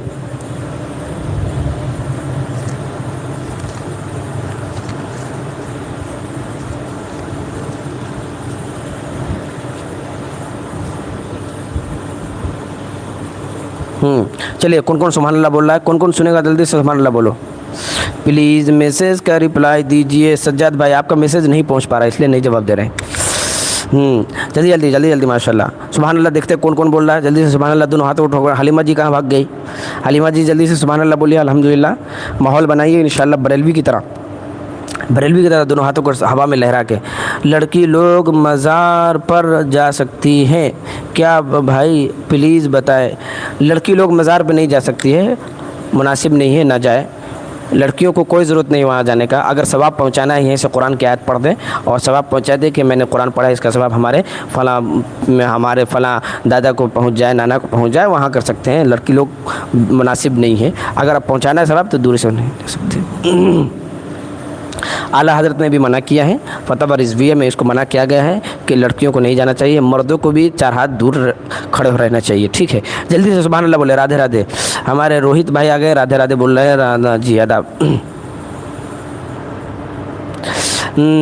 عمر دفاع دیوبند، ماشاء اللہ دفاع دیوبند ہے یہ، پلیز آئے۔ ہاں جلدی جلدی سے سبحان اللہ بولے، ہم نعت سنا رہے ہیں اب ماشاء اللہ، جلدی سے کون ہاتھ اٹھا کے بولے۔ چلیے آپ سن لیں۔ السلام علیکم ورحمۃ اللہ وبرکاتہ۔ یہ شعر سنیے، بہت ہی عمدہ اور بہت ہی جامع یہ شعر ہے اور بہت ہی دل کو چھو لینے والا یہ اشعار میں آپ کے سامنے حاضر کر رہا ہوں۔ دل کو چھو لینے والا، جی پہچان لیا، دل کو چھو لینے والا یہ شعر ہے الحمدللہ، ذرا سنیے گا۔ کہ وہ میرا نبی میرا نبی میرا نبی ہے، اور بریلوی حضرات بھی سنے جو کہتے ہیں کہ نبی کو ہم لوگ نہیں مانتے ہیں اور نبی کی گستاخی کرتے ہیں۔ ذرا اس شعر کو سنیے گا اور پھر فیصلہ کیجیے گا۔ کہ وہ میرا نبی میرا نبی میرا نبی ہے، وہ پیارا نبی پیارا نبی پیارا نبی ہے، وہ پیارا نبی پیارا نبی پیارا نبی ہے سراپا اجالا ہمارا نبی ہے، سراپا اجالا ہمارا نبی، رحمت حق تعالی ہمارا نبی، آمنہ کا دلارا ہمارا نبی، کہ جس کا کونین میں کوئی ثانی نہیں، جس کا کونین میں کوئی ثانی نہیں، بے کسوں کا سہارا ہمارا نبی، وہ میرا نبی میرا نبی میرا نبی ہے، وہ پیارا نبی پیارا نبی پیارا نبی ہے۔ اور یہ شعر حاضر کر رہا ہوں کہ دل کی نگاہوں سے ذرا سنیے اس شعر کو۔ کہ دل کی راحت ہے آنکھوں کی ٹھنڈک ہے وہ کہ دل کی راحتیں ہے آنکھوں کی ٹھنڈک ہے وہ سب کی آنکھوں کا تارا ہمارا نبی دل کی راحتیں ہے آنکھوں کی ٹھنڈک ہے وہ سب کی آنکھوں کا تارا ہمارا نبی اب نبی نہ قیامت تلک آئیں گے اب قیامت تلک ہے ہمارا نبی آب کوثر پئیں گے تو صرف اس لیے آب کوثر پئیں گے تو صرف اس لیے ہم کو دے گا پیالہ ہمارا نبی وہ میرا نبی میرا نبی میرا نبی ہے وہ پیارا نبی پیارا نبی پیارا نبی ہے وہ پیارا نبی پیارا نبی پیارا نبی ہے۔ اور یہ شعر حاضر کر رہا ہوں اور یہ دو شعر مدینے کے تعلق سے مدینے کی جو آب و ہوا ہے اور مدینے کی جو آب و ہوا میں جو خوشبو ہے اور مدینے کے جو گنبد خضرا جو حضور پاک صلی اللہ علیہ وسلم جس کے نیچے آپ آرام فرما رہے ہیں اسی کے تعلق سے میں دو تین شعر حاضر کر رہا ہوں۔ دیکھیے گا کہ دھڑکنوں تم ہی کہو وقت وہ کیسا ہوگا۔ دیکھیے گا نبی جو حضرات مدینہ گئے ہیں اور مدینہ میں جانے کے بعد جب حضور کے گنبد کو دیکھا ہے تو ان کے دل میں کیسا سکون محسوس ہوا ہے آنکھوں کو کیسا سرور محسوس ہوا ہے اسی کو میں دو شعر میں حاضر کرنا چاہتا ہوں کہ دھڑکنوں تم ہی کہو وقت وہ کیسا ہوگا دھڑکنوں تم ہی کہو وقت وہ کیسا ہوگا سامنے آپ کے جب گنبد خضرا ہوگا سامنے آپ کے جب گنبد خضرا ہوگا میری روح کے ہر تہ میں بسا لوں تجھ کو میری روح کے ہر تہ میں بسا لوں تجھ کو اے ہوا تو نے تو سرکار کو دیکھا ہوگا اے ہوا تو نے تو سرکار کو دیکھا ہوگا۔ اللہ اکبر اللہ اکبر۔ یہ وہ شعر ہے۔ اب دو تین شعر اور میں آپ کے سامنے حاضر کر دیے جاتا ہوں کہ جو حضرات کہتے ہیں کہ اسلام جو ہے اسلام کیا پھیلا ہے اسلام تلوار کے بلبوتے پھیلا ہے جو اشکال کرتے ہیں کہ اسلام تلوار کے بلبوتے پھیلا ہوا ہے اور اسلام محبت کا پیغام نہیں دیتا اسلام ٹیررسٹ ہے اسلام جو ہے نفرت کا پیغام دیتا ہے میں ان لوگوں کے لیے دو شعر حاضر کر رہا ہوں ذرا دیکھیے گا آپ لوگ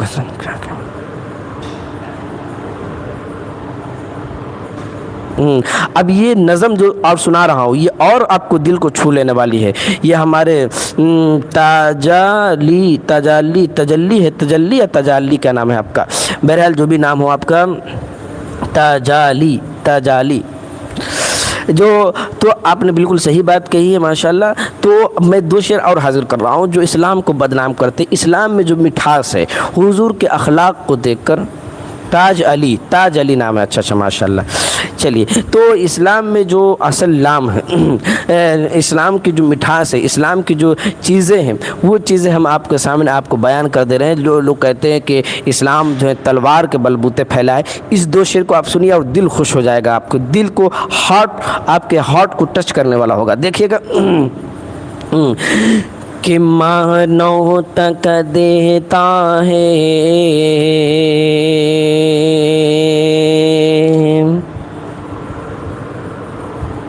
مانو تک دیتا ہے پیغام زمانے میں، مانو تک دیتا ہے پیغام زمانے میں، اسلام کو مت کیجیے بدنام زمانے میں۔ جو ہمارے ہندو حضرات ہیں ذرا وہ بھی سنیں کہ اسلام کو اب مت کیجیے بدنام زمانے میں، کہ مانو تک دیتا ہے پیغام زمانے میں، اسلام کو مت کیجیے بدنام زمانے میں، کہ تلوار کے بلبوتے پھیلا نہیں دنیا میں، تلوار کے بلبوتے پھیلا نہیں دنیا میں، اخلاق سے پھیلا ہے، اخلاق سے پھیلا ہے اسلام زمانے میں، اخلاق سے پھیلا ہے اسلام زمانے میں۔ اور یہ دو شعر حاضر کر رہا ہوں حضور پاک صلی اللہ علیہ وسلم کے مدینے کے تعلق سے، کہ مدینے کی آب و ہوا کیسی ہے اور وہاں کے مشک و عنبر اور حضور کے پسینہ، اور دو شعر میں مدینے کے تعلق سے حاضر کروں گا کہ مدینے کی آب و ہوا اور مدینہ کی زندگی، ایک ایک سیکنڈ مدینہ کی کتنی اچھی ہے، اور دوسرا شعر جو میں حاضر کر رہا ہوں وہ مدینہ ہمارے نبی کے پسینے کی خوشبو جو مشک و عنبر میں نہیں ہے وہ ہمارے نبی کے پسینے میں پائی جاتی ہے۔ اب بڑے بڑے پھول اور بڑے بڑے خوشبوئیں نبی کے پسینے کے سامنے پھیل ہے۔ بریلوی ذرا سنیں ذرا غور سے کہ نبی کا، ہم لوگ بریلوی حضرات کہتے ہیں کہ نبی کے گستاخ ہے، نبی کے نعت نہیں پڑھتے، نبی پر درود نہیں پڑھتے صلی اللہ علیہ وسلم، یہ نبی کو تسلیم نہیں کرتے۔ بعض لوگ تو یہ بھی کہہ دیتے کہ نبی کو مانتے ہی نہیں ہیں۔ ارے بھائی ہم مانتے نہیں، ہم جیسا مانتے ویسے تو پوری دنیا نہیں مانتی۔ یہ دیوبند نام ہے اس چیز کا جو نبی کو نبی کہتا ہے، ولی کو ولی کہتا ہے، اللہ کو اللہ کہتا ہے، پیغمبر کو پیغمبر، نبی کو اپنے مقام پر رکھتا ہے، خدا کو اپنے مقام پر رہتا ہے، کہ نبی نبی ہے، ولی ولی ہے، شہید شہید ہے، اور خدا خدا ہے۔ اس سے آگے ہم نہیں لے جاتے ہیں۔ تو جنت میں سب سے مدینے میں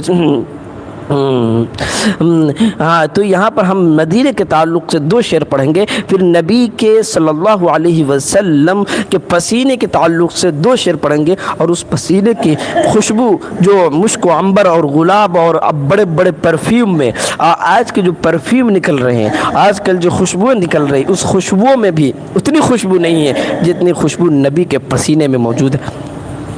صحابہ رضی اللہ تعالیٰ عنہ اجمعین کے بارے میں آتا ہے کہ نبی کا پسینہ جب نکلتا تھا تو صحابہ ان کو زمین پہ نہیں گرنے دیتے تھے، بلکہ اس پسینے کو اپنے ہاتھ میں لے لیتے، اس کو اپنے سر میں مل لیتے، اپنے چہرے پہ اپنے بدن پر مل لیتے تھے کہ نبی، اور جب وہ جس راستے سے گزر جاتے تھے اس راستے میں خوشبو پیدا ہو جاتی تھی، پتہ لگ جاتا تھا کہ نبی کے پسینہ کو استعمال کیا ہے اور نبی کے پسینے میں وہ خوشبو ہے۔ اس لیے حضور پاک جس راستے سے گزر جاتے تو کئی دنوں تک خوشبو معطر رہتی تھی، لوگوں کو پتہ لگ جاتا تھا کہ آمنہ کا دلارا، آمنہ کا لخت جگر، آمنہ کا نور نظر، دائی حلیمہ کا کھلونا، نیز سروری کا اعنات، فخر موجودات جناب محمد الرسول اللہ صلی اللہ علیہ وسلم اس راستے سے گزرے ہیں، وہ نبی کے پسینے میں۔ اسی کو میں دو شعر میں حاضر کرنا چاہتا ہوں۔ دیکھے گا اس شعر کو، دیکھے گا ذرا، سبحان اللہ بولیے کہ رسول اللہ کا پیارا قرینہ اچھا لگتا ہے۔ ایک مرتبہ زور سے بولیے سبحان اللہ الحمدللہ کہ رسول اللہ کا پیارا قرینہ اچھا لگتا ہے، رسول اللہ کا پیارا قرینہ اچھا لگتا ہے، کہ رسول اللہ کا پیارا قرینہ اچھا لگتا ہے، مجھے سارے زمانے سے مدینہ اچھا لگتا ہے، مجھے سارے زمانے سے مدینہ اچھا لگتا ہے۔ سبحان اللہ بولتے رہیے گا۔ اور دو شعر میں نبی کے پسینے پر شعر حاضر کر رہا ہوں، دیکھیے گا یہ شعر سن کے آپ واقعی آپ کا مزاج خوش ہو جائے گا۔ کہ گلابوں مشک و عنبر کی نہیں ہے اب مجھے خواہش، کہ گلابوں مشک و عنبر کی نہیں ہے اب مجھے خواہش، کہ گلابوں مشک و عنبر کی نہیں ہے اب مجھے خواہش، گلابوں مشک و عنبر کی نہیں ہے اب مجھے خواہش،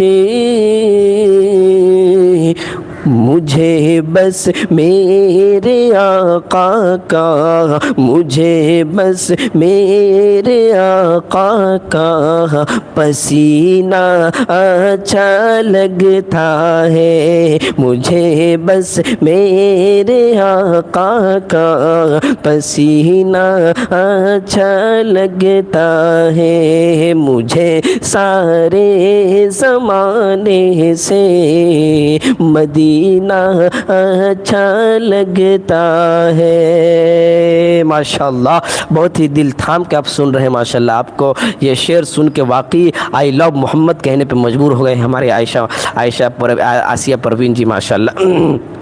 دیکھیے آئی لو محمد صلی اللہ علیہ وسلم، ظاہر سی بات دل و جان ہے ہماری۔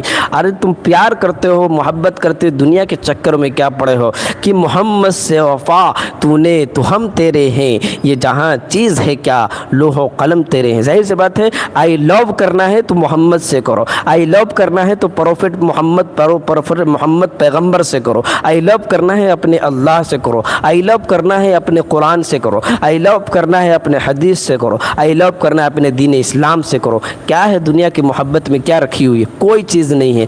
دنیا کی محبت میں تو دھوکہ ہے، لیکن آئی لو میں محمد میں کبھی دھوکہ نہیں، کہ محمد سے وفا تو نے تو ہم تیرے ہیں، یہ جہاں چیز ہے کیا لوح و قلم تیرے ہیں۔ تو یہ دنیا کیا چیز ہے؟ محمد سے وفا کرو، یہی تمہارے لیے بہت ہی بڑی تمغہ کی چیز ہے، اور تمہارے لیے یہی ایوارڈ ہے، اور تمہارے لیے جنت میں جانے کا یہی سرٹیفکیٹ ہوگا۔ اور کہتے حدیث شریف میں آتا ہے جو جن سے محبت کرتا ہے ان کے ساتھ ہی ان کا حشر ہوتا ہے۔ تو دنیا کچھ نہیں ہے بھائی، ہمارے پیارے پیغمبر ہمارے لیے سب کچھ جان ہے، ہمارے جان ہے، ہمارے ماں باپ ان پر فدا ہے۔ اب اور آئیے اسی پر اور دو تین شعر حاضر کر رہا ہوں تاکہ ایمان اور تازہ رہے، اور آئی لو محمد کہنے پر ہم مجبور ہو جائے۔ کبھی کبھی تو ایسا لگتا ہے کہ نام محمد کو چوس لے، نام محمد کو چوم لے، اور کبھی کبھی انسان پڑھتا ہے سنتا ہے تو مزہ آتا ہے اور لگتا ہے کہ نام محمد جہاں بھی دیکھے اس کو چوم لے۔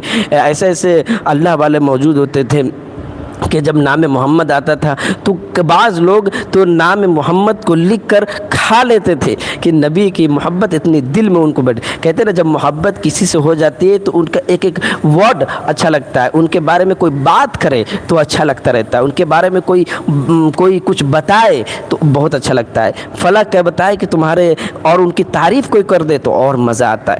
تو جب کسی انسان کو کسی سے محبت ہو جاتی ہے تو ان گلیوں سے گزر جائے تو ان گلیوں سے گزرنے والے دوسرے انسان بھی ان کو اچھے لگ رہے ہوتے ہیں، یہ محبت کی علامت اور دلیل ہوتی ہے۔ اس لیے ہم بھی اسی محبت کے اوپر اور آپ کے جذبات کو بڑھانے کے لیے ہم دو تین اور شعر حاضر کر دیتے ہیں کہ دیکھیے کہ ہوا بھی کہتی ہے کہ اے ہوا ذرا بتاؤ کہ تم نبی کے شہر میں روز گھومتے ہو تو وہاں کی کچھ خبر بتاؤ، ذرا بتاؤ کہ مدینے کی آب و ہوا کیا ہے۔ تو ہوا سے ایک شاعر بات کر رہا ہے اور کہہ رہا ہے کہ مصیبت اور بلا مدینے میں جا کے سب ختم ہو جاتی، جتنی مصیبت پریشانی ہوتی وہاں جاؤ سب مصیبت غم ہلکا ہو جاتا۔ اسی کو کسی شاعر نے کیا خوب کہا ہے کہ کتنی خوف کھاتی ہے، کہ کتنی خوف کھاتی ہے ہر بلا مدینے میں، کتنی خوف کھاتی ہے ہر بلا مدینے میں، آمنہ کا رہتا ہے، آمینہ کا رہتا ہے، لاڈلا مدینے میں، آمنہ کا رہتا ہے، لاڈلا مدینے میں۔ آمنہ رضی اللہ عنہا کتنی مبارک عورت ہیں، کتنی معزز اور محترم عورت ہے کہ جن کی کوکھ سے نبی محمد جیسا انسان پیدا ہوا، محمد جیسا پیغمبر پیدا ہوا۔ کتنی معزز وہ آمنہ ہوگی کہ ان کے پیٹ سے پیدا ہونے والا نبی ایسا ہے جو اللہ کے بعد مرتبہ رکھتا ہے، بعد از خدا توئی قصہ مختصر۔ اللہ اکبر۔ آمنہ تیری قسمت کو سلام ہے، آمنہ تیری جرأت کو سلام ہے، آمنہ تیری معزز احترام کے لائق ہے کہ آج تمہیں ہم سلام کرتے ہیں۔ کتنی تو معزز ہے کہ تیرے پیٹ سے پیدا ہونے والا نبی وہ نبی ہے جو تمام نبیوں کا سردار ہے، وہ نبی ہے جس کی وجہ سے یہ دنیا کو بنائی گئی ہے، وہ نبی ہے جو قیامت میں عزت و وقار سے اللہ انہیں سفارش کا حق دے گا، اور وہ نبی ہے جو تمہارے کوکھ سے پیدا ہوا اور اس دنیا کو راہ راست پر لے آیا، وہ نبی ہے جس نے عورتوں کو عزت دلا دی۔ اے آمنہ تجھ پہ سلام ہے، اے آمنہ تیرے کوکھ سے ایسا خوش نصیب بچہ پیدا ہوا ہے، قربان جاؤں اے آمنہ۔ اسی کو شاعر نے کہا کہ آمینہ کا رہتا ہے لاڈلا مدینے میں، آمینہ کا رہتا ہے۔ اور یہ شعر حاضر کر رہا ہوں کہ کہہ دو موجو طوفان سے راستہ بدل ڈالے، کہہ دو موج طوفان سے راستہ بدل ڈالے، کہہ دو موج طوفان سے، کہ کہہ دو موج طوفان سے راستہ بدل ڈالے، مصطفیٰ کے شیدائی، مصطفیٰ کے شیدائی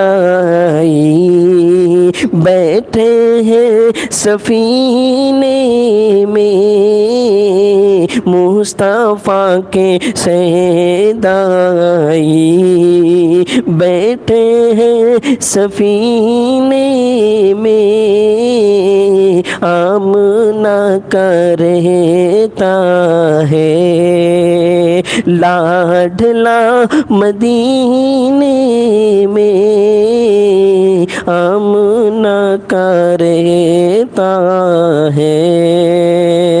ماشاءاللہ بہت ہی دل جان سے آپ بیٹھے ہوئے ہیں اور نبی کی نعت سن رہے ہیں، اور آپ کا دل بھی، آپ کا ایمان بھی تازہ ہو رہا ہے ماشاءاللہ، اور یہ سب کریڈٹ لے جا رہے ہیں ہمارے الحمدللہ فار ایوری تھنگ، کہ انہی کے کہنے پہ میں نے نعت پڑھنا شروع کیا ہے الحمدللہ۔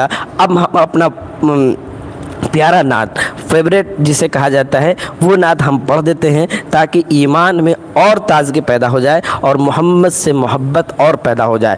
अब इस शेर को हम सुना देते हैं जो 5-6 लाइन का है, उसके बाद इंशाल्लाह लाइव को एंड कर देंगे इंशाल्लाह, इसलिए कि अब नमाज का टाइम भी होना है, 12:30 होने गया है, 12:45 के करीब पहुंच गया है, इसलिए हम अब 2-3 और शेर सुना। भाई अज़ान हो रही है, हमारे यहाँ अज़ान अभी बाकी है, 15 मिनट बाकी है, 1 बजे अज़ान है, आपके यहाँ शायद 12:45 पे अज़ान हो, जिसके यहाँ 12:45 पे अज़ान है तो उनके यहाँ तो अज़ान हो ही रही होगी, और हमारे यहाँ तो 1 बजे है, आमतौर से 1 बजे ही अज़ान होती है। इंशाल्लाह फिर हम नमाज़ पढ़ेंगे, नमाज के बाद इंशाल्लाह आप तमाम हज़रात के लिए लाइव अब हम मुसलसल आएंगे। आप हज़रात से गुजारिश रहेगा कि लाइव आप ज़रूर आए आप, इसलिए कि अब हम अपने मकाम पर जहाँ हम पढ़ाते लिखाते वहाँ पर आ गए हैं, तो अब हम आएंगे। लोग घर चले गए थे तो मशगूलियत ज़्यादा हो गई थी, तो अब इंशाल्लाह हम लाइव मुसलसल आएंगे। अब शाम में भी आंसर एंड क्वेश्चन होगा, रात में इस वक्त तफसीर कुरान होता है, तो इसमें आप ज़रूर शामिल रहें। ये 2-3 शेर मैं अपने नबी के ऊपर पढ़ देता हूँ ताकि ईमान और ताज़ा हो जाए, उसके बाद इंशाल्लाह लाइव को एंड कर दिया जाएगा। फिर नमाज के बाद इंशाल्लाह आपके लिए हम दुआ करेंगे, फ़र्ज़ नमाज के बाद आप लोग भी अपने इस गुनाहगार भाइयों को भी याद रखना इंशाल्लाह। आपका वेट कर रही थी मैं, लेकर आ जाओ। अच्छा माशाल्लाह, बहुत बहुत शुक्रिया, जज़ाकल्लाहु खैर। भाई 2 है हलीमा है यहाँ। अच्छा 2 हलीमा आ गई क्या यहाँ पर? अच्छा, आपका वेट कर रही थी मैं, लेकर आ जाऊँ आप। अच्छा चलिए माशाल्लाह। हलीमा तो हलीमा बात ना, हलीमा के बारे में मैंने बताया है था, हलीमा बहुत अच्छा। हाँ हलीमा ख़ान, हलीमा एक ख़ान है, एक हलीमा परवीन है, एक हलीमा ख़ान। मैंने कहा ना, अब देखो नाम मैंने कहा कि हलीमा इतना अच्छा नाम है कि इन्होंने अपना नाम हलीमा ख़ान रख लिया माशाल्लाह माशाल्लाह। एक अब और आ जाओ जिसमें से एक नाम रख लीजिए हलीमा सादिया, और मैं इंशाल्लाह मेरी आईडी है दोनों। अरे यार भाग जी, मैं तारीफ़ कर रहा हूँ और जो है ये करे मेरी आईडी। ऐसे तेजस्वी लोग हमारे लाइव में माशाल्लाह आ जाते, क्या किए ऐसे अफलातून, ऐसे गुलाब जामुन, कच्चा जामुन लोग आ जाते हैं हमारे यहाँ माशाल्लाह। पूरा मूड ख़राब कर दिया। चलो अच्छा माशाल्लाह ठीक है, तो गुलाब जामुन है हमारे यहाँ। ऐसे अफलातून है ये माशाल्लाह। ये तो पटना का क्या नाम है, मुंबई का अफलातून ऐसी मशहूर नहीं है। हैदराबाद में है क्या, जो है हैदराबाद की बिरयानी भी आ जा रही है हमारे यहाँ, और बम्बई की अफलातून।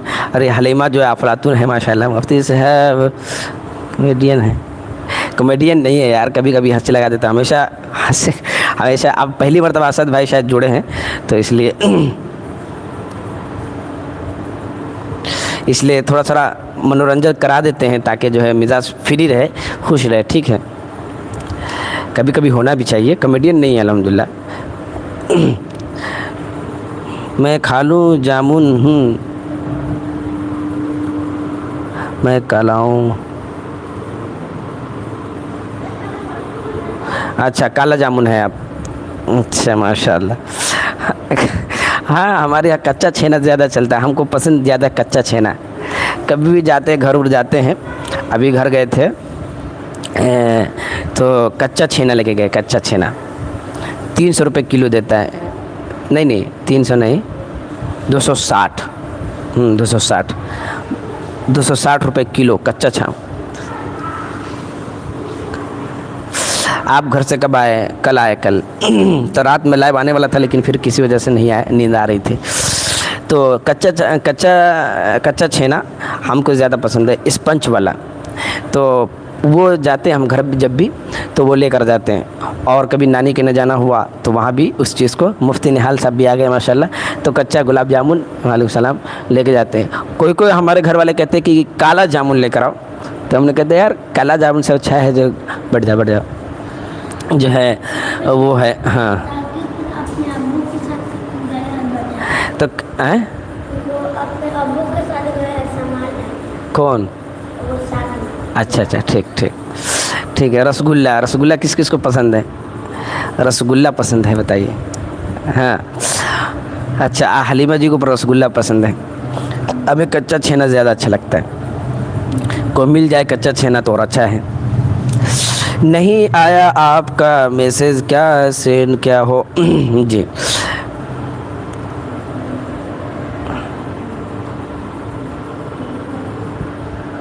जी हजरत, सही बोला आपने। क्या सही बोला? और हाँ, और हमारे यहाँ एक और चीज़ चलता है, कच्चा छेना और एक वो रस मलाई, छप्पन भोग। छप्पन भोग भी बहुत हमारे यहाँ बहुत खाते हैं लोग। छप्पन,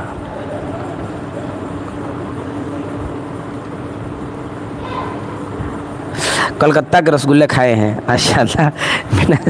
मिनहाज भाई कलकत्ता के रसगुल्ले खाए हैं माशाल्लाह।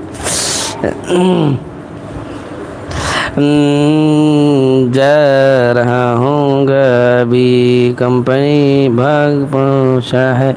अच्छा अच्छा माशाल्लाह। बनारस की मी सो फेमस है। अच्छा, किमामी किमामी किमामी सोफ सवा किमामी सवई, अच्छा वहाँ का बहुत मशहूर है। अच्छा अच्छा अच्छा, या अल्हम्दुलिल्लाह बखैर आफत से, आज थोड़ी बहुत नासाज है। अच्छा अच्छा माशाल्लाह, अल्लाह आपकी हिफाजत फरमाए। जी माशाल्लाह। जी भाई जी, क्या हुआ? मुफ्ती साहब अस्सलामु अलैकुम वरहमतुल्लाहि वबरकातुहू। आप कुरान शरीफ का ज़्यादा का बताओ। मैमुना खान, शरीफ का सजदा का बताओ। मोहन शरीफ का सजदा का बताओ, मतलब क्या नहीं समझे, फिर से सवाल करें। 2 दिन से बुखार और ज़ुकाम है, मेडिसिन ली थी, कोई असर नहीं किया। अच्छा अच्छा, अल्लाह हिफाजत फरमाए। कोई बात नहीं है, माहौल चेंज हो रहा है, बारिश का मौसम अब होने लगा है। तुम लोग खामोश बैठो, तुम लोग खामोश बैठो, क्या बंदर की तरह इधर उधर कर रहे हो? 2 दिन से बुखार और ज़ुकाम है, मेडिसिन से थी, कोई असर नहीं किया। अल्लाह हिफाजत फरमाए आपकी। दुआ करें इंशाल्लाह। कोई बात नहीं है, ज़ुकाम आना भी और बीमारी होना भी अल्लाह की तरफ से है, और इसमें आपकी मग़फ़िरत होगी इंशाल्लाह। आपके जो छोटे मोटे गुनाह होंगे माफ़ हो जाएंगे। मुज़फ़्फ़रपुर, क्या लिखा है कि मुज़फ़्फ़रपुर में महाराज स्वीट से कोई एक बार रसमदारी खा ले तो कभी नहीं भूलेगा। हाँ सही बात है, मुज़फ़्फ़रपुर का बहुत अच्छा। आप वहाँ मुज़फ़्फ़रपुर और पटना का वो मशहूर है, क्या नाम है, क्या नाम है उसका? बलशाही। अरे बिहार का बलशाही बहुत मशहूर है माशाल्लाह। बलशाही हम लोग कभी भी जाते पटना या मुज़फ़्फ़रपुर, जो हम जैसे लखनऊ से आते थे तो मुज़फ़्फ़रपुर में या पटना में बलशाही लेते थे। नहीं, पटना मुज़फ़्फ़रपुर में आमतौर से, पटना में या याद नहीं आ रहा है, मुज़फ़्फ़रपुर या पटना, यही 2 जगह बहुत मशहूर। बलशाही बस के करीबी लग रहते थे। आप सुनाएंगे कैसे हैं आप? सब खैर से कैसे हैं? सुबह आपकी लाइव आई थी, लाइक किया था। अच्छा अच्छा माशाल्लाह, सुबह ही से लाइव चल रहा है हमारा, 10 बजे से लाइव चल रहा है अल्हम्दुलिल्लाह। बलशाही बहुत मशहूर है इंशाल्लाह। मुफ्ती सुबह भात थकीर से लाइव आए थे।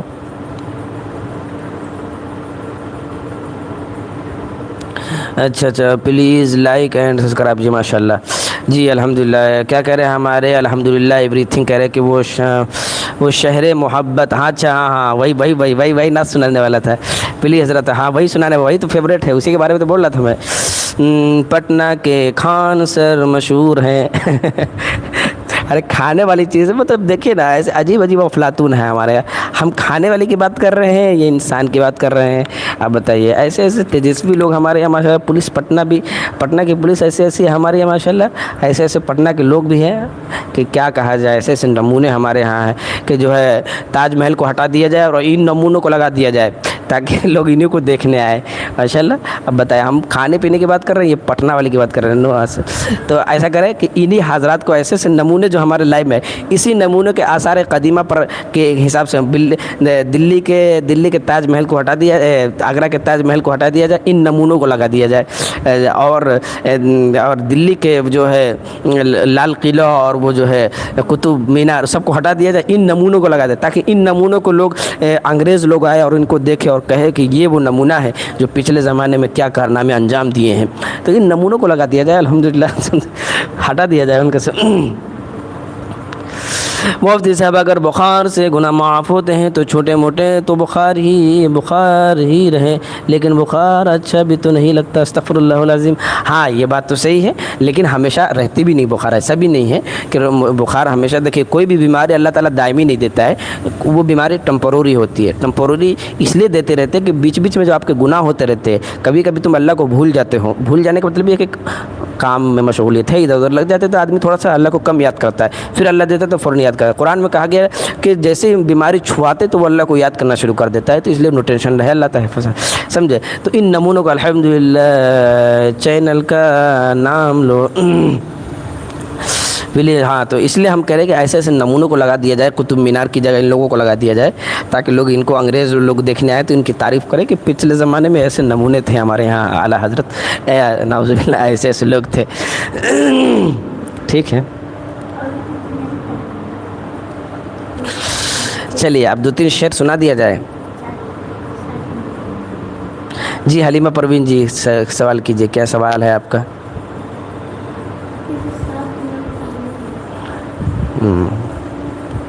یہ گھڑی ہے، ٹھیک ہے۔ نہیں صبر ہو رہے، کیا نہیں صبر ہو رہے مطلب کس چیز کا صبر کرنا ہے بھائی؟ صبر نہیں بھائی، میرا ایک سوال ہے، صبر نہیں ہو رہے کس چیز کے؟ گلاب جامن کھانے کے؟ تلاش کیجئے، مارکیٹ میں مل جائے گا گلاب جامن، کیا ٹینشن ہے، لیکن کچا چھینا نہ لینا، کالا گلاب جامن، کالا جو گلاب جامن کے چکر میں نہ رہنا، مارکیٹ میں دیکھو کوئی سفید گلاب جامن ملے تو اس کو لے لو، ٹھیک ہے؟ ٹھیک ہے، مارکیٹ میں بہت سارے نقلی گلاب جامن ٹہل رہے ہیں، تو ان نقلی گلاب جامن کو اور کالا جامن کو نہیں لینا، کالا جامن تو عام طور سے نہیں لینا، اس لیے کہ ان کے اثرات دور تک جائیں گے نا کالا جامن کے۔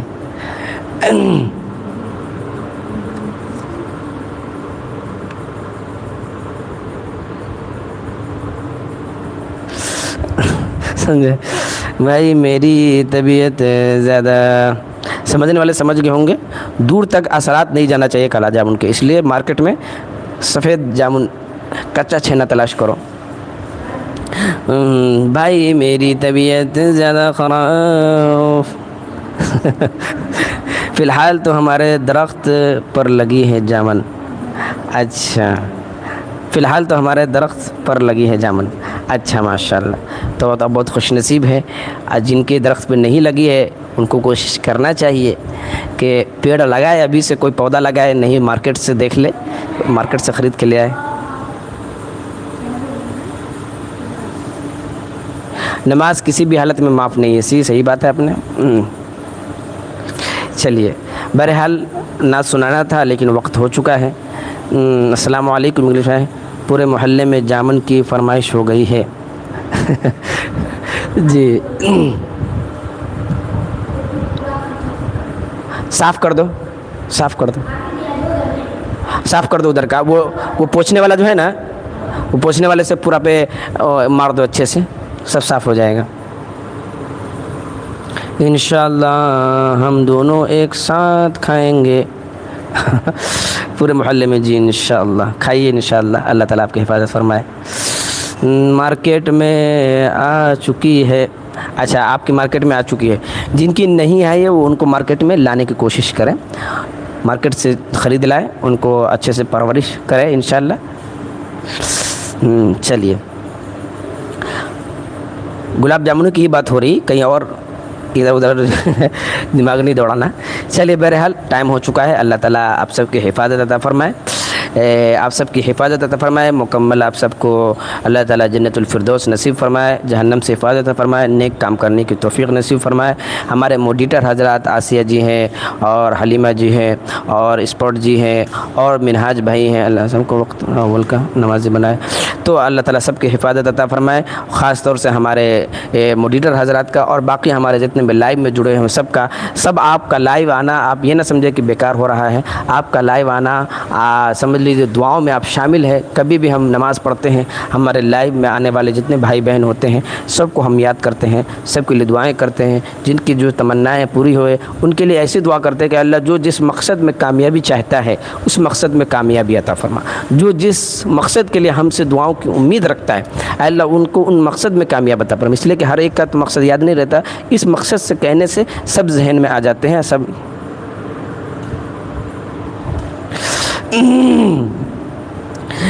چلیے ٹھیک ہے، انشاءاللہ دعا میں یاد رکھیں، اللہ تعالیٰ آپ سب کی حفاظت فرمائے، اللہ تعالیٰ آپ سب کو اپنے حفظ و امان میں رکھے، سب کو جنت الفردوس میں اعلیٰ سے اعلیٰ مقام عطا فرمائے۔ جزاک اللہ خیرا واحسن الجزاء، استغفر اللہ ربی من کل ذنب واتوب الیہ، لا الہ الا اللہ محمد رسول اللہ صلی اللہ تعالی علیہ وسلم۔